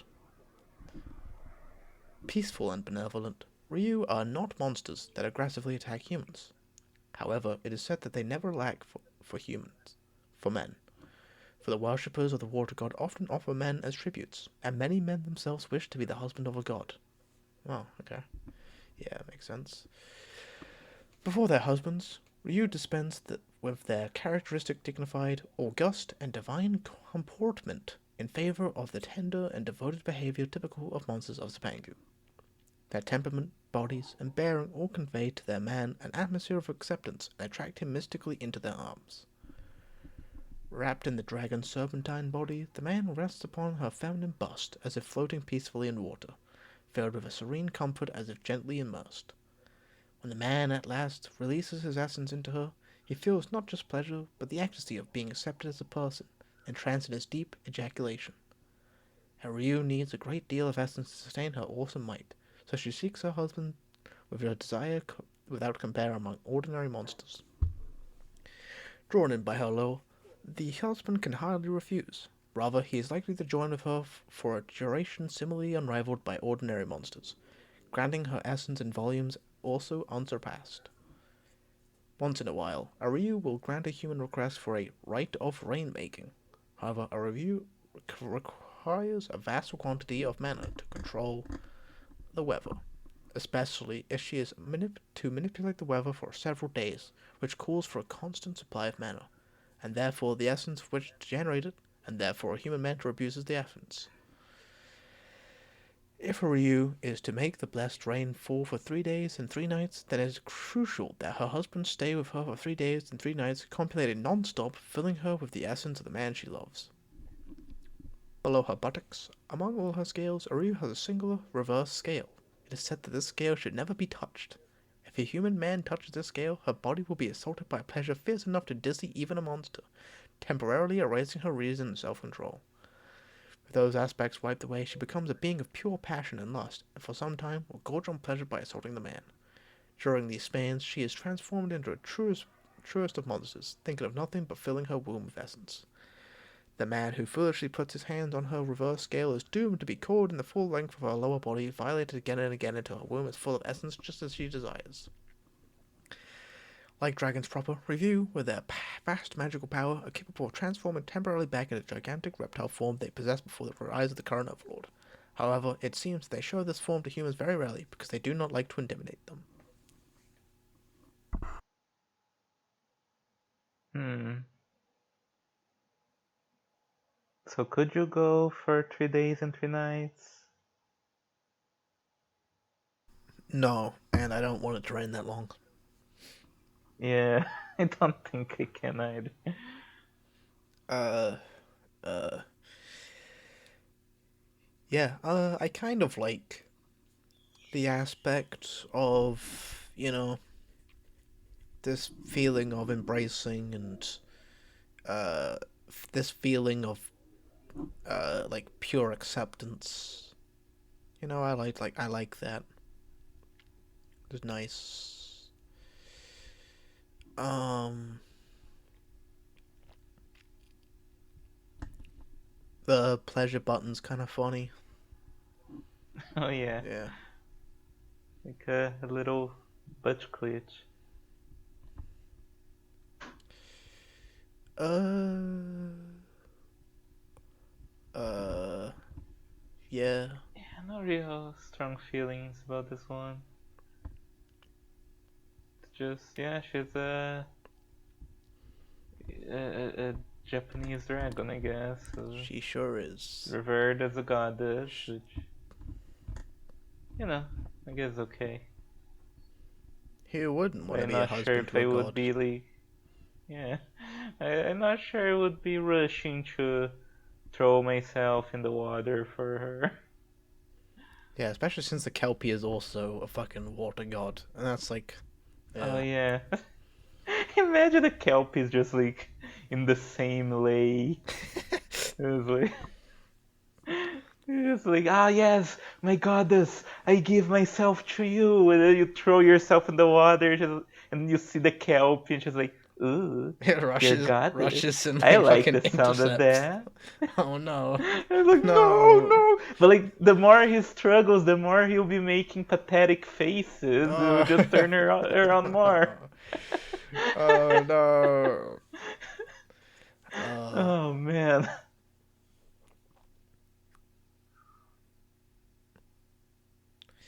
so this exists, and then some guy was like, no, no, no, no, no. Do it again, but horse lady.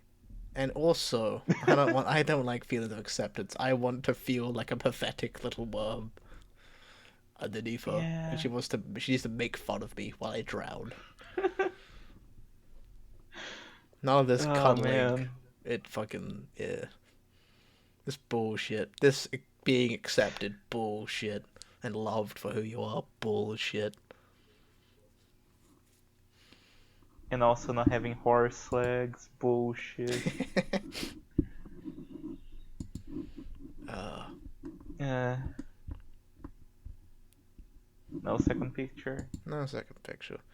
So we'll move on to the last and final Dragon Girl of Volume 2, 228, Otohime. Otohime. Oh. Okay, didn't know Otohime was a dragon creature. Well, it seems to be a type mermaid, so... Oh. Mermaid dragon? Yeah. Did I just see a Japanese water dragon? Yeah. Yeah, we did. But this one's better. Okay. This one has a lot more Yeah. personality. Yeah, she's hotter. She really gives a lot more goddess vibes, right? As the big like piece of cloth that Japanese goddesses usually have. And very big kimono and stuff. I'll say right at the gate, the horns are once again very strangely placed. Yeah. Seems like once again we have the hips, thighs, ass sort of mold into the dragon beast part of the Lamia part. Yeah. Which is fine. Great. When I look up Otohime on Google, the very first result is Otohime from One Piece. Hell yeah, that's cool. I don't know what she looks like. She's a mermaid woman, blonde.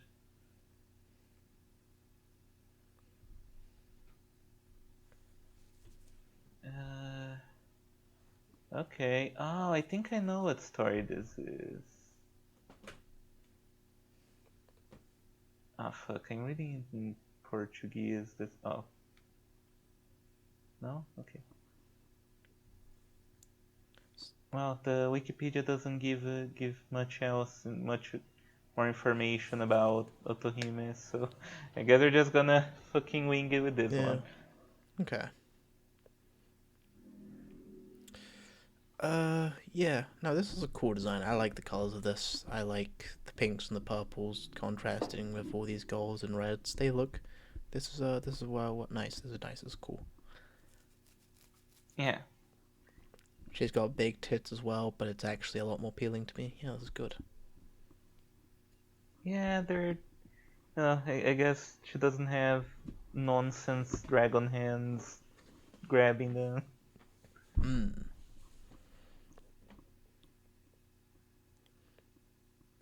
Yeah, she's pretty. She's alright. More alright than the last one.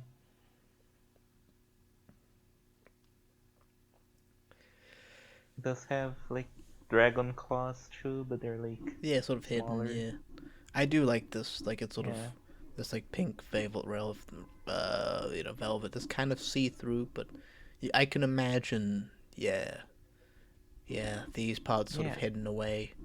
You just see this like, oh, they're beautiful, Otohime, oh, and then it reveals that she's got all this monster to her. Yeah, cool. Yeah, interesting design. I guess we'll find out what her deal is. Otohime. My turn to read. Is it? Is it yours? I think it's me. No, it's me. Okay. Yeah, it says me. Though I might have read the last one by mistake. No, I don't remember at this point. That's alright. Otohime, a monster. Wait, you didn't read the rest of the habitat. Oh, yeah, it's up here, isn't it? Habitat, the seas of Zapangu, nature, willful, cheerful, and devoted. Diet carnivorous. Favors wild fish and shellfish. Otohime, are monster princesses who rule over Ryogujo, pal- palatial cities at the bottom of the sea of Zibangu. Though sometimes categorized as mermaid race, they are a variant of the mighty Ryu, with the power to rouse the currents into tidal waves and are worshipped as sea goddesses in some regions. The Otohime is willful and outrageous in her behavior, but at the same time generous and tolerant, loved by her subjects for her friendly mischief with which she treats everybody. She is hedonistic and likes more than anything to spend every day in frivolity, though she also enjoys pleasuring others. As such, an Otohime's Ryokujo is a merry place to live, always fresh and entertaining for the Otohime herself as well as her subjects and her subjects' companions, and is open to outsiders as a city of amusement. By her power, the Ryokujo becomes a special sphere in which humans can function as though they were on land. Occasionally, the Otohime will send messengers to invite humans in. Banquets are held night and day in the Ryokujo to welcome guests. Numerous monsters entertain them, dancing beautifully and taking bedazzled men off to their chambers. The center of the banquet, the Otohime is a very skilled dancer, such that those who behold her beauty are transfixed in a flash and forget the passage of time. The dance brings out her divine power as a dragon and her graceful beauty, like that of a celestial maiden, making it impossible to deny that she is being worthy of awe. Despite the mystic grandeur of her performance, she dances only for her pleasure and that of those who watch. If a man catches her eye from among the watchers, she will go off as is to say that being a princess is no matter and takes him to her bedroom. A man who gustily appreciates her showing him the delights of her beloved Ryukyuju is what she seeks in a companion, one who responds with inordinate embarrassment when teasingly and intimately touched, and who in general provides the most animated reactions to her antics. The man, for his part, is drawn ever more like an animal to her feminine charm, and responds acutely to her every move. Even if he is faint in feeling and vague in reaction, the Otohime's whispers of love eventually stir him to respond in like fashion. Her heated gaze and light, yet sensual caresses arouse his passion. Her coitus whirls away from her usual self-centered attitude, then serves him with a devoted effort to pleasure him with her body, and must of necessity drive him to release his essence into her in the most animated reaction of all. Thus he becomes her ideal husband.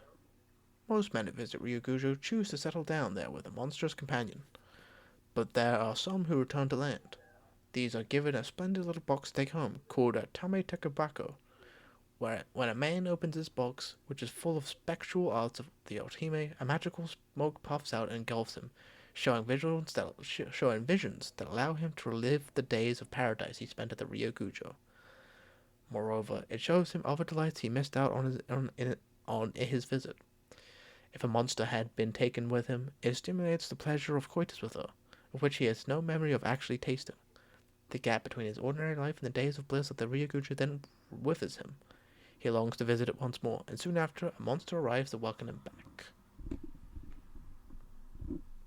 Okay, so it's a lot of lore about the place more so than her. Yeah, which I suppose actually would make sense. Like, how, like, this is like a special delight, a special pleasure for, like, the one man. Like, there's no way you're gonna know, the writer is gonna know.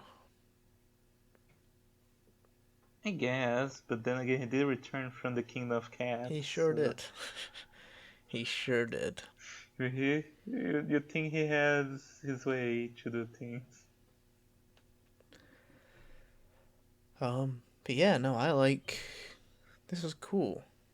Yeah, the Mermaid City in a little bubble, like the Little Yeah. Mermaid, or like in the Phantom Menace. Yeah, cool.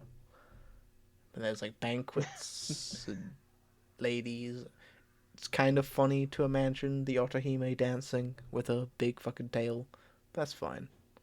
I'm sure she's a good dancer. Yeah. It's definitely an interesting concept. Definitely wouldn't mind.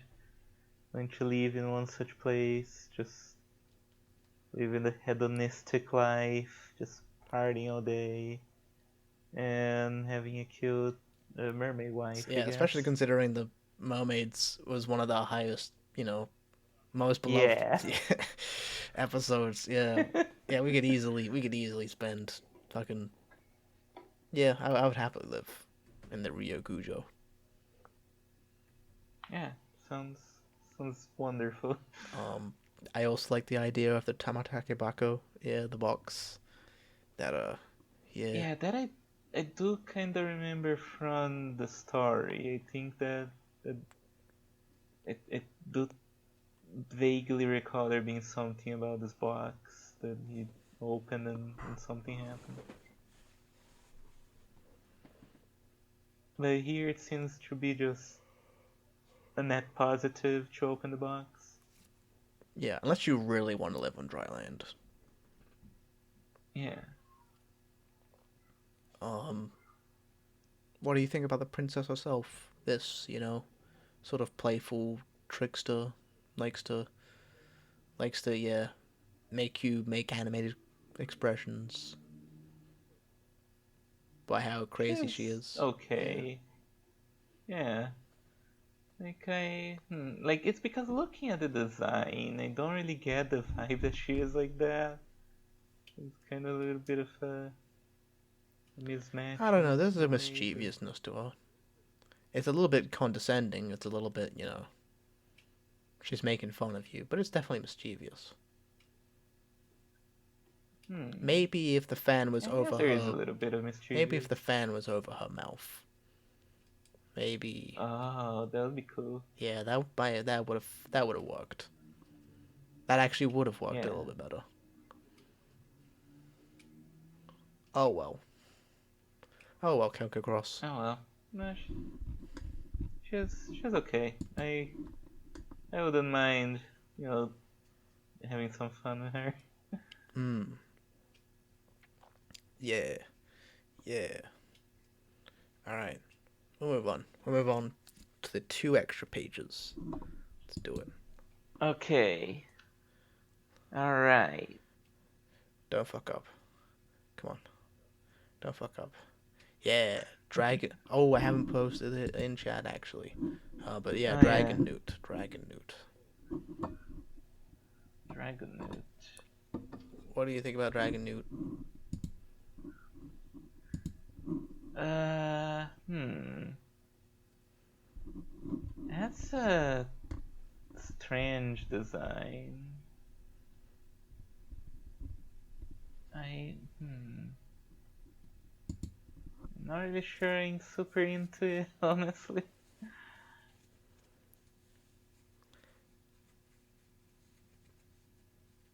I like the colors of it.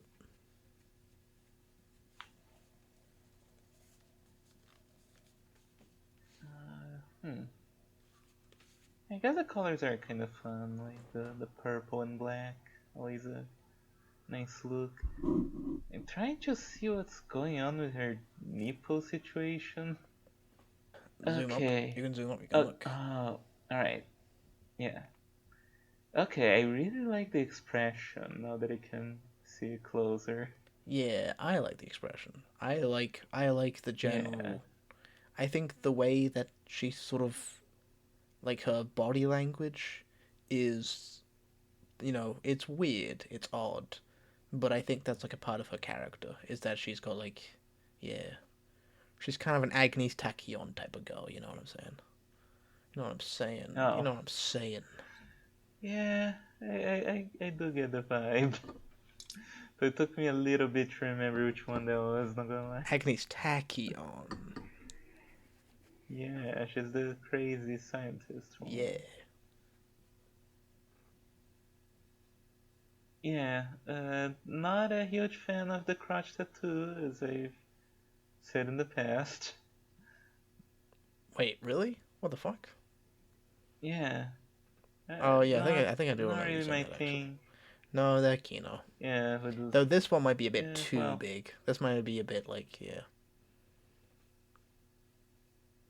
a bit too undefined as well.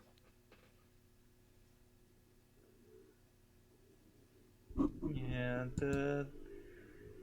the rest, like the dragon parts are not as pronounced as it was with other dragon girls, I guess. Mm. She's a lot more just a naked lady, I guess. Mm. But they are very spiky. Very, very spiky. Yeah. I don't know. I think this is I have cool. no idea what kind of monster she's supposed to be. She's a dragon newt. Yeah, but like, what is a dragon newt? I think dragon newts are actual things. They don't look like this. Yeah.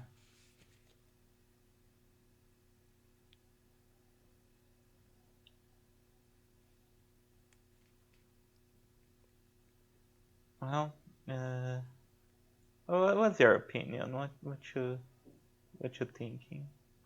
Oh no, dragon newt is a fucking fantasy thing. Oh, it's not real. Oh, never mind. No. Um, I think I think she's cool. She's not really my type of evil, sexy lady. Um, I think, yeah. Though I guess it depends on the personality. Depends on. I like the colors. I like the shape. I think she's pretty hot, but yeah, her mouth is kind of steaming. That's cool. Oh. Red eyes, a little bit blurred. Yeah. There's definitely potential. I think it's really going to have to be about the context of this. I think. Yeah. Well, shall we find out? Sure. Go ahead. Alright. Dragonoot. Dragon family, reptile type. Habitat, evil dragon kingdoms. Disposition, mean and lustful. Diet, carnivorous, wild animals, etc. Minions of the evil dragons, Malef dragons, that share the black scales of their masters. Most dragonoots are monsterized ex-human women who are given blood by an evil dragon as proof of minionhood. The tremendous power of dragon blood is inebriating, and they are thrilled to be dragons. Additionally, it's said they acknowledge their fondness towards men as clear desire to breed, and feel that it is awfully preferable to be driven by that torturous urge. Perhaps due to that reason, there's always an ecstatic expression on their faces.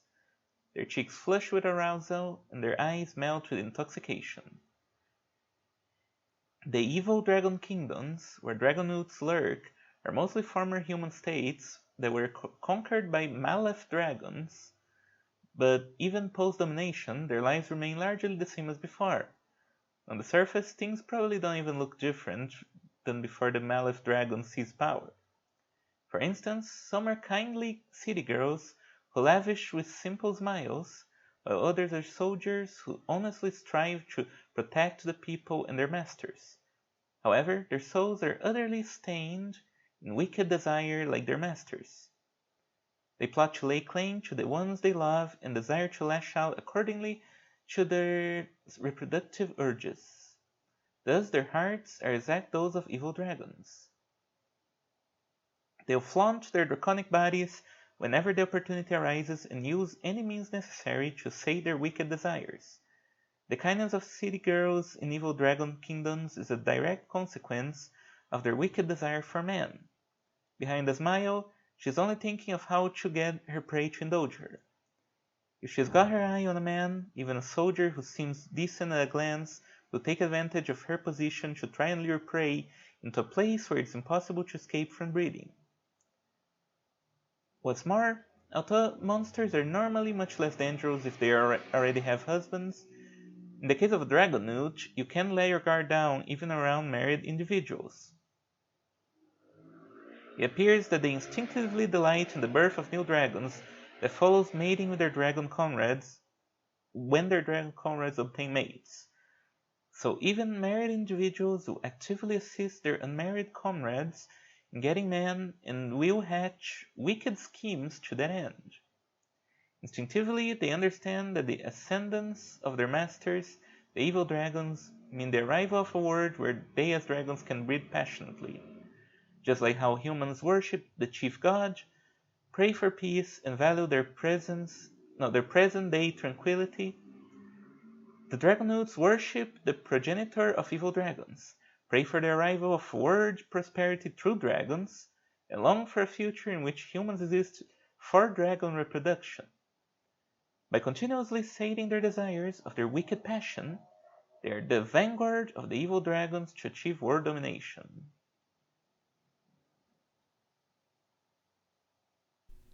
Okay, So these are what are you basically, thinking? yeah, basically just like the minions, I guess. Not the minions, but they're like the fucking, the minions to the Maelith Dragon. Banana, banana. Oh. No, if she had the personality of the minions, it would be fucking like, yeah, bottom tier. That's fucking the worst. Minion girl win. No. Oh. Um.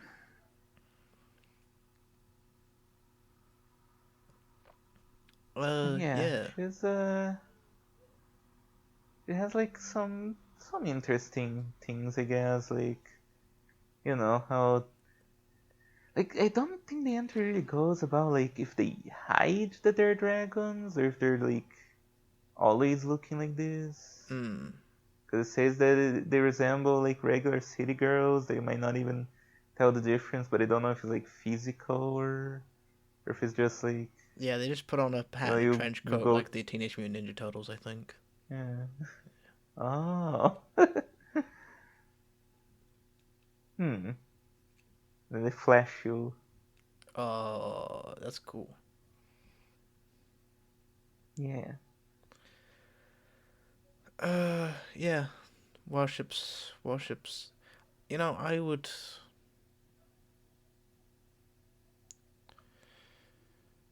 Yeah, I would kind of like it if like it was leaning a little bit more towards the idea of that they want the Malith Dragon, who's coming up next.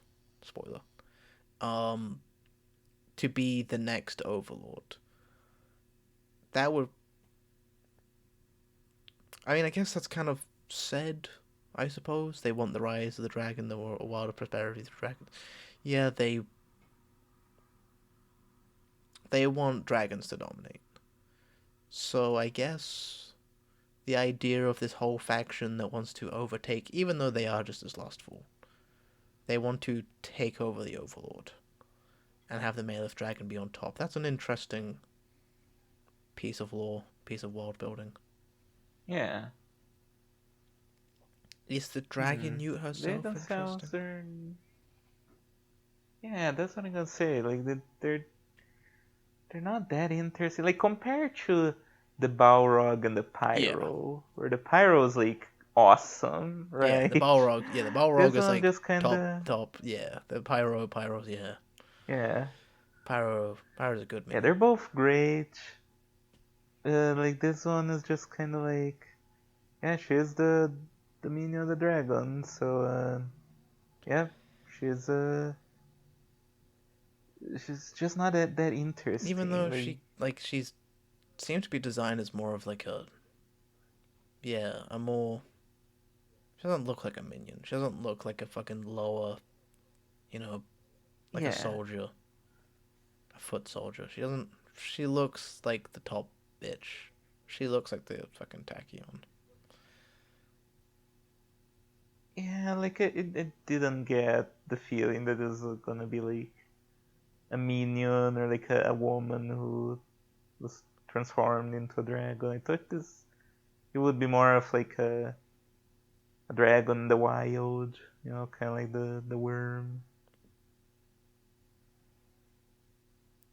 Well, I It's not guess. a bad concept, I guess. I just kind of wish it was more interesting. Like, imagine Vampire the Masquerade, but with dragon Oh, girls. that'd be Whereas, cool. like, yeah, you get to this town and like it seems like a normal town at first, but then there's some weirdly hot girls, stalking around the corners, and And you find out what's going on, like they transform into this, and it's like, oh, okay, interesting.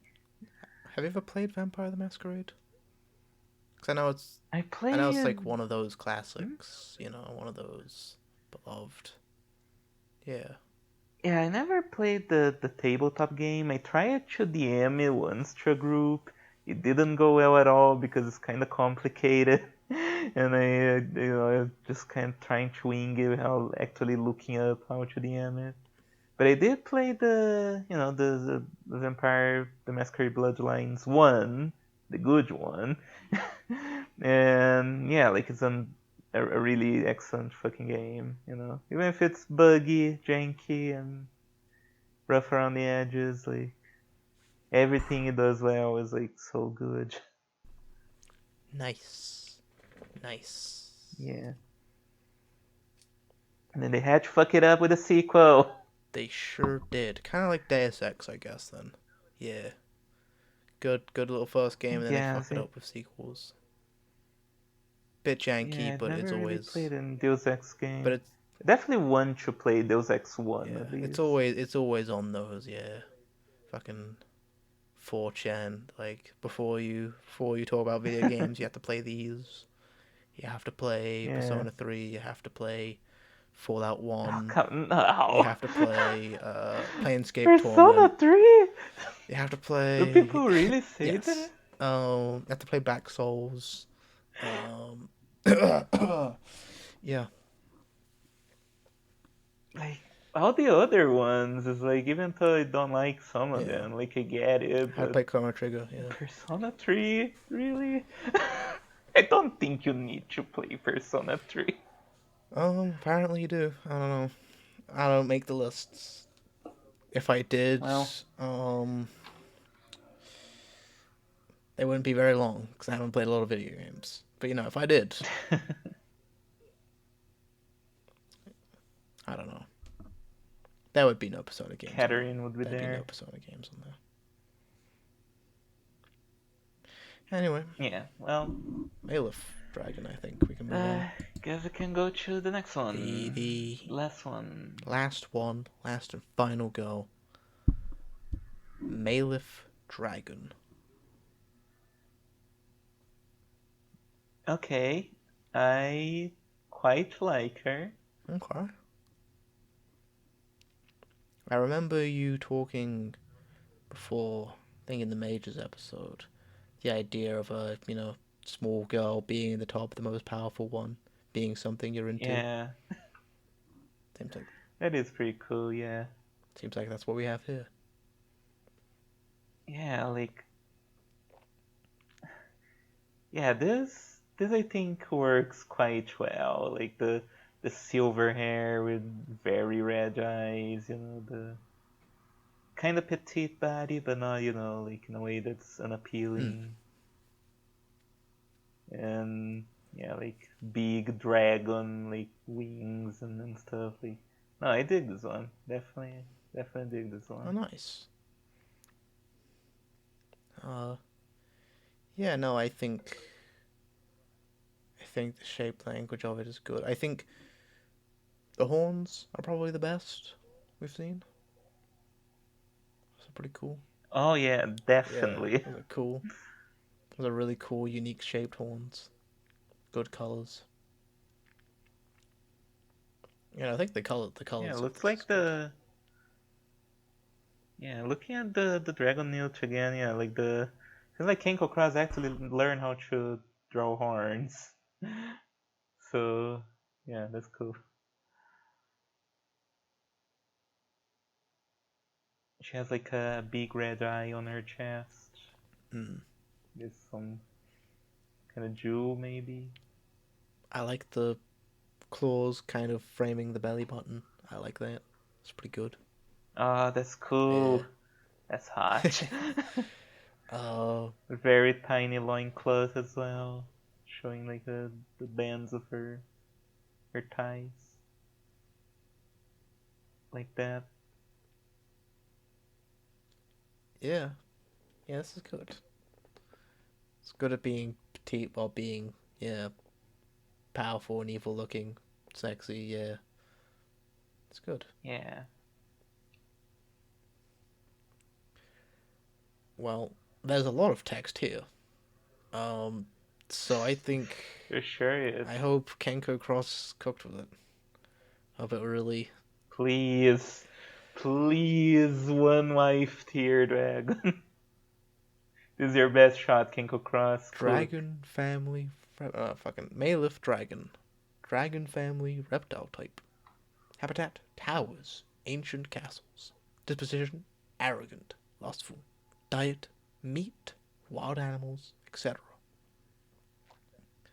Yum yum. A race of dragons with black scales who breathe dark flames. These descendants of the monsters who assumed the title of Mamamo Lord in antiquity are also called evil dragons. Unlike the original species, they assert that the desire to breed with humans is a proper urge for a dragon to have, while on the other hand, they are even more arrogant than the originals. As far as they are concerned, humans are nothing but creatures that exist solely to propagate dragons, who are the great and powerful masters of all creation. Their sinister and decadent beauty terrifies men, while at the same time arousing wicked feelings towards themselves. Most of these are chosen as their mates will feel delighted to receive their favor. The souls of evil dragons are utterly stained by wicked lust towards humans. Because they are evil dragons, once they take a liking to a man, their hearts will be dominated by the desire to claim their beloved's body and heart as theirs. And the stronger they feel towards a man, the greater it will intensify. Supposing they were to assault their prey according to this desire, it would be a one-sided rape due to the pleasure. They could probably easily force a man into submission and throw him as a breeding partner. Yet regardless of this fact, they tend to prefer more devious methods in order to state their wicked desires in a more ideal fashion. For example, such as by using their wits and cunning to skillfully flare up their prey's desire and coaxing him by saying they'll grant his wishes in exchange for obedience, or even by using their own bodies and behavior in the manner of a succubus to seize the prey's heart and drive him crazy with the joy or pleasure of breeding. Via such methods, they induce their prey to walk the path of depravity and become theirs of its own free will. In this way, despite being fiendish monsters, perhaps due to their overwhelming power, they also have easy-going personalities. Most of their mates will be enthralled with breeding, and forget themselves given the slightest effort made by evil dragon, and will tend to take to actions such as clinging to them and burying their faces in their bosom. However, evil dragons seem to perceive such breaches of etiquette by their mates to be genuinely endearing and will farm any reproductive urges directed towards themselves with their own bodies. Evil dragons are also known for displaying an extraordinary amount of attachment towards their mates and doting on them. While generally tolerant, they will never forgive those who disturb them while immersed in breeding with their masters and will remain persistently hostile, especially towards those who threaten their mates. There is even a record that remains regarding their persistence. Once, the hero of a certain kingdom set forth to vanquish an evil dragon and pointed a spear at the dragon's mate. This resulted in a corruption of that entire kingdom into a Mamamo realm. Dragon blood is believed to grant humans power, but the blood of an evil dragon is terrifying in that it only grants power, but also taints the hearts and souls of recipients with evil, changing them into minions of the evil dragon. If it's a male, he'll be tormented by a desire to breed with the wicked dragons to an abnormal degree. And if it's a human female, then she'll transform into a dragon newt and harbor a wicked soul that wicked desires, become a vanguard who advances the cause of evil dragon reproduction. In such cases, depending on her qualities, it could even lead to the birth of a new evil dragon. In addition, the blood of an evil dragon will also taint that the originals are transform them into evil dragons. They are gracious even towards their enemies so as long as they don't harm their mates, but sometimes they are extremely aggressive towards other members of the dragon family. In particular, they seem to despise those who determine their own prey, yet fail to make any moves to pursue reproduction, and will aim to corrupt them into evil dragons. To these girls, dragon reproduction is also a part of a human existence, and every dragon should bear the offspring of her beloved man. The act of corrupting a dragon amounts to a little more than to expose the true nature of the dragon family. Whatever gets in the way of humans and dragons assuming their rightful roles, be it in the state, or be it for the other dragons who cover up their own desires, is to be detested. Okay, this one's pretty hot. Yeah. What do you? Yeah, elaborate on that. I mean, she's powerful and she's very dominating, which I like. And but like reading the start of the entry, I thought she was gonna be like, oh, she's like she's so focused on dragon reproduction that she's not actually going to care for you and just going to use you, fuck you all the time. But she seems to have a little bit of a caring side. Yeah. So, she's just an evil bitch. And I like that. Yeah, I think considering there's so much text, I would have liked to know more about like yeah, both what she wants to do as an evil dragon and also like it would have been cool if we actually had an entire paragraph just to depicting how she fucks up the hero's uh home village um Yeah. after he threatens her mate. That would have been a cool paragraph to have. Though maybe I'm just, Yeah. reminiscing about the Danuki and how fucked up she is and being like, yeah, this is like a She is like the evilest yeah, motherfucker. The Malef dragon tell her to like tone it down a little. yeah, Yeah. It would be fun to like see the Tanuki as maybe like the protagonist of a story where she goes into this evil dragon realm and just like uses her cunning and trickery to just basically like get the upper hand on like this powerful dragon. yeah, the scams and scummery, the fucking yeah, that would be cool. Just leaves the dragon going like, no, that is the most wicked creature in existence. uh, Good thank God that's not the current overlord. oh man, a fucking Tanuki overlord. uh, uh, yeah, no, male of dragon. yeah, yeah, she's good. I like how she's also like protective again. Like I definitely dig that. Having this mean bad bitch wife, but the moment someone points a sword at me, she'll just swoop in and close her wings around me and just blast the motherfucker into smithereens. That's cool. It's cool that she also seems to fight with other dragons. That's cool. Yeah. Yeah, yeah, yeah. I have nothing more to say, really. Yeah, like, and I am trying to think where I would place her in the tier list, but I guess there will be plenty of time because I really like her, but do I like her enough? Well, I'll have to think we'll think about this about one. this while we move on to the tier list. And I'm gathering up all the girls is loading up. As always, plug away. Alright, let's plug away.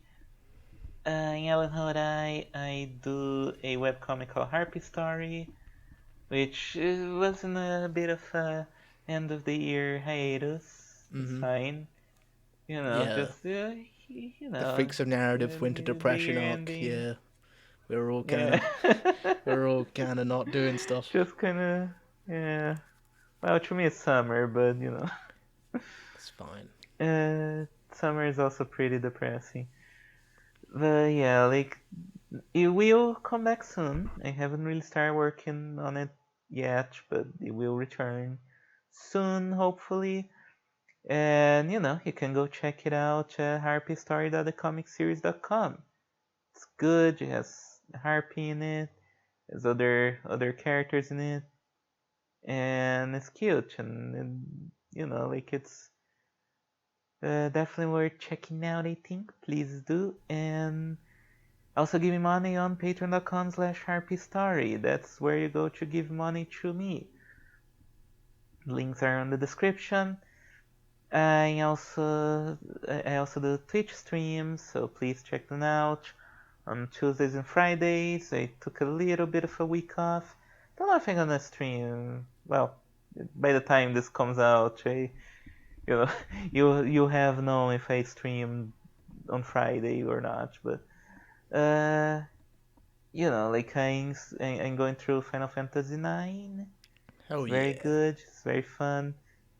It's it's kind of a big game, I realize, which I'm not really sure how I'm gonna handle it because like last stream I got to the Chocobo Forest and like, oh, this could take like hours to grind through. So I'm not really sure what exactly I'm going to do, but we'll figure it out. It's a great game.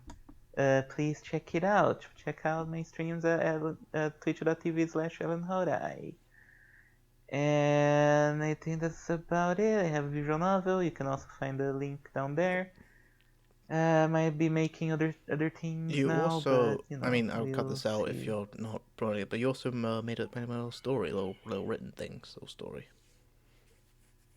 Yeah, that's the thing. I not sure when I'm gonna release it, but we'll see. Look forward to it, Hmm. possibly in the future, because it's something I'm definitely enjoying working on. But yeah, that's I think about it for my Yeah. things. As always, like, comment, subscribe. You know, this podcast, it's not gonna be around forever. So you might as well, Yeah. fucking show support while you can. And support our boy Kenko Cross. He's Yes. he's written a lot of words for this book series that we spend so much time criticizing and laughing at and mocking. But he made something worthwhile. And I think he deserves praise for that. So thank you, Kenko Cross. He does. Yeah. Thank you, Kenko Cross. In the we were talking about fucking pieces of art, like it's about when it comes out. There really wasn't anything like this back in like 2009. There really wasn't, and there wasn't Ooh. anything like that even now. Without Kenko Cross, how we would not have any gay and lively dwarfs, or gleam darklies, or fucking Yeah. or oh, what the fuck else is down here? The fucking Tribidus. Man, I remember the Tribidus. That was fucked. Thank you, Kenko Cross. Thank you, Kenko Cross. Thank you for the negative feelings as well as the positive Yeah. ones. Alright. Enough yapping. Alright. The girls. First up, Dragon. Girls. Base Dragon. Dragon. Okay, the design is kinda hot. Not the worst, regular like base design. I'm leaning towards a plain tier myself. Hmm. I don't know. I think at least Smooch. I like her enough for a Smooch. Hmm.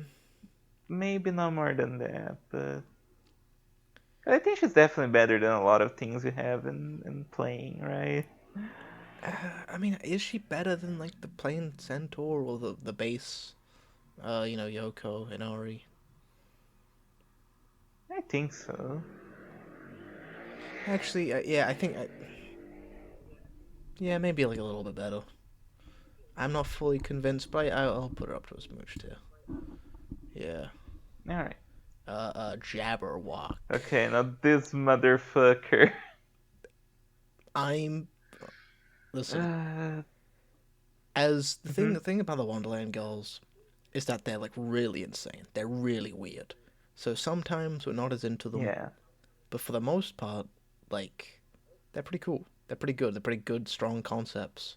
Um, the Jabberwock is by far the least interesting.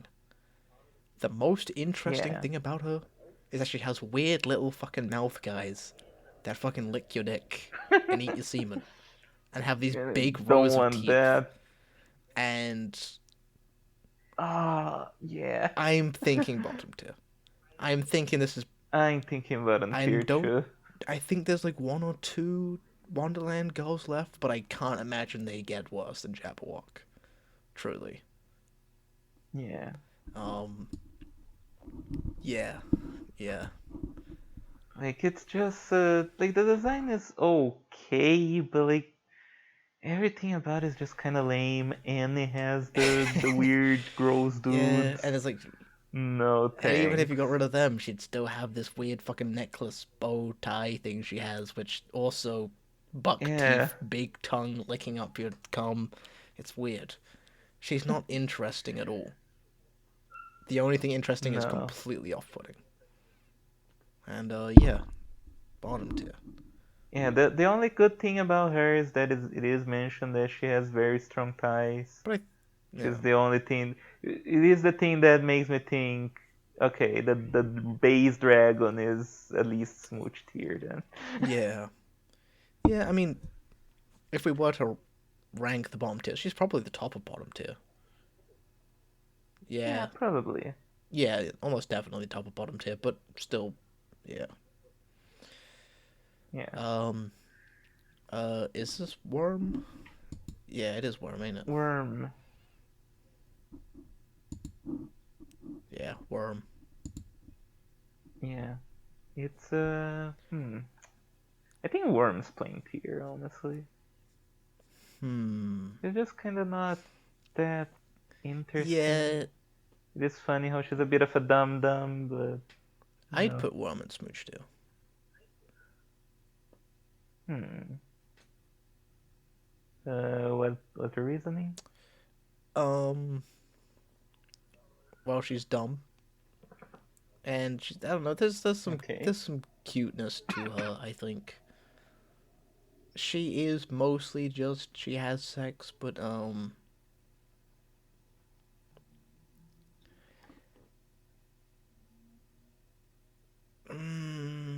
Yeah, I guess it can. I guess it can go with Smooch yeah, then. You know. yeah. I like her design as well. Not the most, but yeah. Yeah. I guess I would smooch her. Wyvern. Wyvern. Wyvern I actually kinda I like like. He her. has some cool I like ideas. her quite a bit. I will. Yeah. I like the the childhood friend aspect of it. I like that narrative, and I like the design. Yeah, I'm thinking wife tier actually. It's Wife. I don't know if I felt that strongly about the Wyvern. but she's cool. She's cute. Again, I wish the second image, was. I wish more of it was focused on that aspect, on the narrative. Yeah. But uh, yeah, she's. I don't know. I think she has a good design. I think the idea is present. I think riding on the back of this wyvern would be cool. Yeah. Would. Hmm.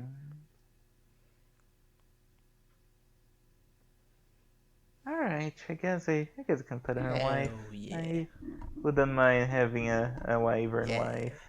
Yeah. Yeah. Dragon zombie. I think she's a pretty easy Yeah. sex tier. Yeah, no arguments. Just hot zombie dragon lady. Yeah. Yeah, no, nothing really wife, but yeah, definitely just like the idea The way the softness of her is described is just like, yeah, easily. Um, Yeah, Ryu, probably Ryu. another plain tier. Yeah, I think this one's a plain tier Yeah. for sure. Just not that many interesting ideas, and design is just not really hitting. I mean, it's not completely bereft of good ideas, but Yeah, you know, the pleasure button is funny enough. The feeling of being accepted, but I feel like there's other girls that also do this, like just sinking in and feeling accepted. I think they also do that, yeah, yeah. with much better designs. This will definitely be top of plain tier, I Yeah. guess. Otohime, Hmm. probably sex. She's pretty hot, but if I'm being honest, I would come to her kingdom more for the other women in the sea. But also, Yeah, she's pretty hot. I think She's so pretty hot. too. She's pretty fun. She's throws a good fucking party. She does a good Yeah, party, and you know, yeah. Definitely agree, sex tier. Dragon Newt. Dragonoot. What you thinking about this one? Uh, I, don't- I don't know. I think I'm thinking plain tier, honestly. yeah, she has too good of a design for plain tier, but she is everything in writing plain tier. And I don't love her design, honestly. Oh, whatever. That's fine. I think she's cool, but I'll put her in plain tier. She also, I don't know. She doesn't really. It's just like the wrong design or the wrong description. Like you should, Yeah, for yeah, sure. it's kind of mismatched. It should have been either throw out the description, write it something else, or create a different, like that actually looks like a fucking minion foot soldier for a dragon villainess. Yeah, like the description, design don't really match too well. And yeah, last but not least, the Malith dragon. Okay, I think I want this bad bitch. I think she's wife. I don't think Come so on. strongly as her. Like when it comes to villains, villainesses that I love, I'm thinking of the Phantom. I'm thinking of the Bull I like her Rogue. more than the That's Phantom. what I'm gonna say.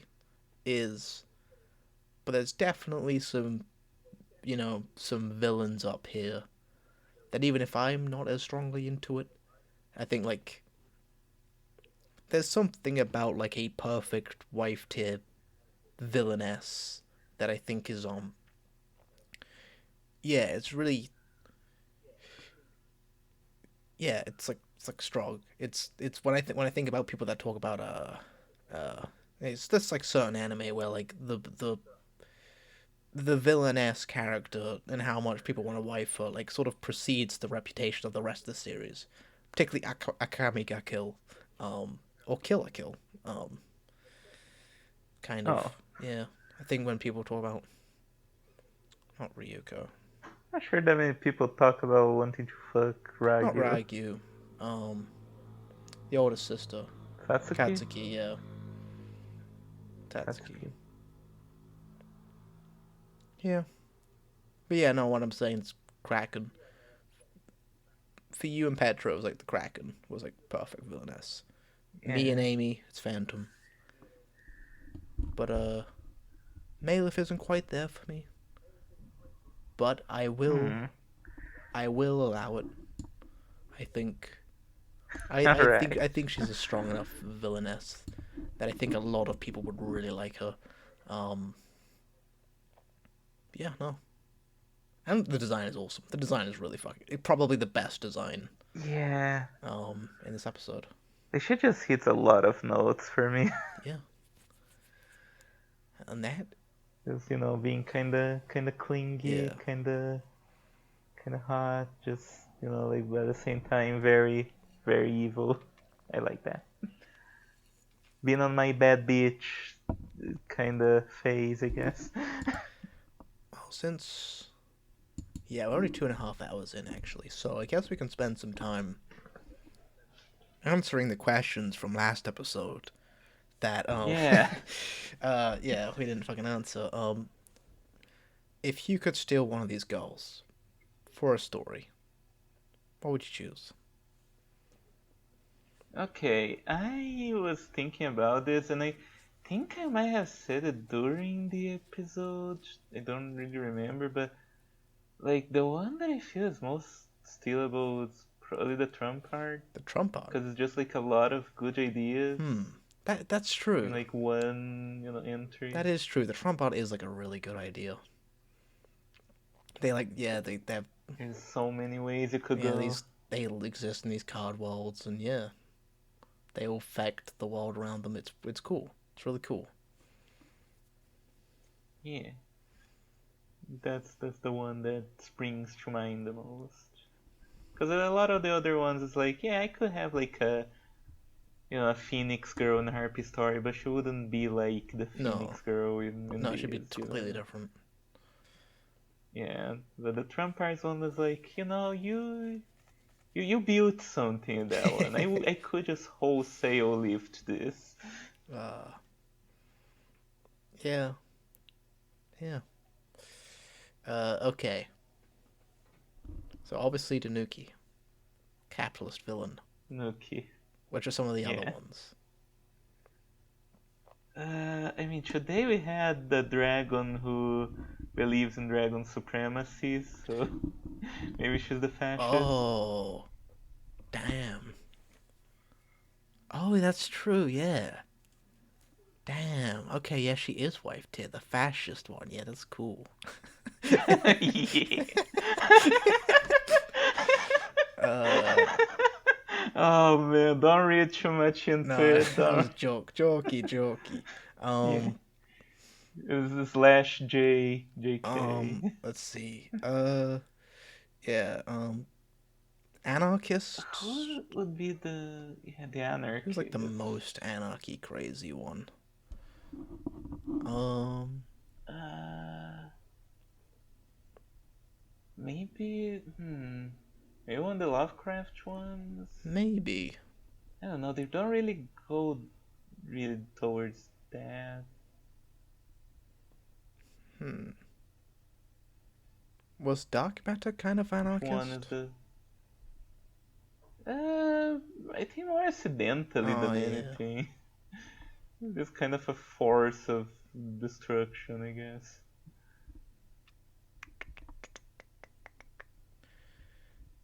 What's the other one besides the anarchist? Oh, Bahamut also The communist, communist. Yes. right? Bahamut would also kind of be fascist. She's kind of yeah demure lady supremacist. Yeah. Yeah, she wants to eradicate the big booby ladies. No, no, Just destroy all no. tits. No. Destroy all big tit literature. No, please. No. You need the tits. I'm thinking maybe the cursed sword could be the anarchist. Because she is, possessed by the sword and just kind Oh of yeah. destroys things. Very, very Yeah. chaotic. That's true. Um, I th- there are definitely some girls here who maybe the Lilim actually. You know, she might be the communist because she's very much about like creating the world Yeah, I was into thinking that too. yeah everyone sort of course like I mean a lot of communist fucking countries become like dictatorships so she would still be at the top but everyone gets a monster girl wife. It's kind of equal, but it is kind of it's Yeah, could supposed to be be. everyone's not equal, but it always ends up being the fucking guy at the top, and who gets a little bit more than everybody I else. mean, It's kind of in this case, I don't want to be the No, guy that no, thought because then he'd get the Lily. no. So it's just like actually almost everyone else got the better end of the Yeah. deal. Um, I don't know. It's kind of redundant to say which one of these is a sexy lady villain. Obviously. Um, Yeah, I mean, come on. Same with Mastermind and Power Monsters. Yeah, that's all. That's all kind of. Yeah, a lot of dinner, the Yeah, the mastermind. Mastermind, the big old monster guy, the fucking weirdo. Yeah, the child. Yeah, Oh, I mean, yeah, the secret weapon, yeah. a child. Um. Uh. Your mom, your dad. I mean, don't have your No. dad, so um. that one's Unless out. the Alp counts. Yeah, maybe, yeah. If you have a very specific trauma of your dad transitioning at some point, if that, and then you make the Alp a villain in your story. Oh man. Um.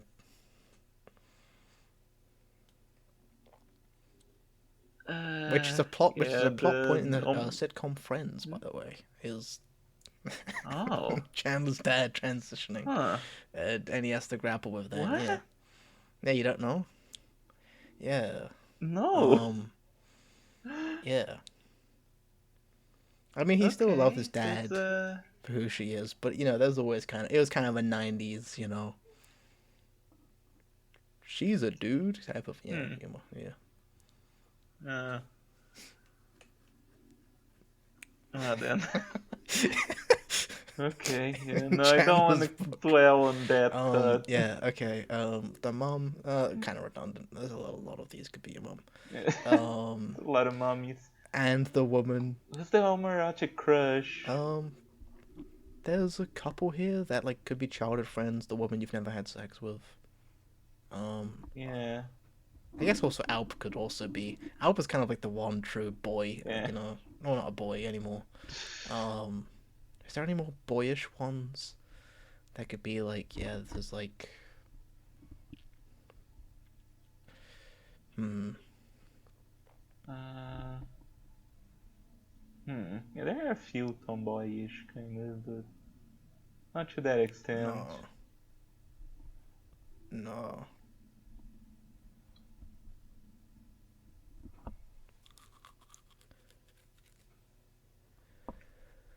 Yeah, Oh. yeah. Fuck it. That was funny. Yeah, that's good. That's good done. This has been Monster Go Mondays. We're back. We're just the same as we left it. Nothing's changed. Um, yeah, it was good. Yeah. A good episode. Um, I've been your host, Yakima, the man, the myth, the legend, the man, the myth, the movement. With my co-host, as always, Ellen Horay. And I don't know what I'll be doing next week, but yeah, we're getting close to the end. Yeah. So I guess I'll once again, finally, this time, I'll see you Monday. See you Monday. Glad this one didn't drag on for too long. Hey.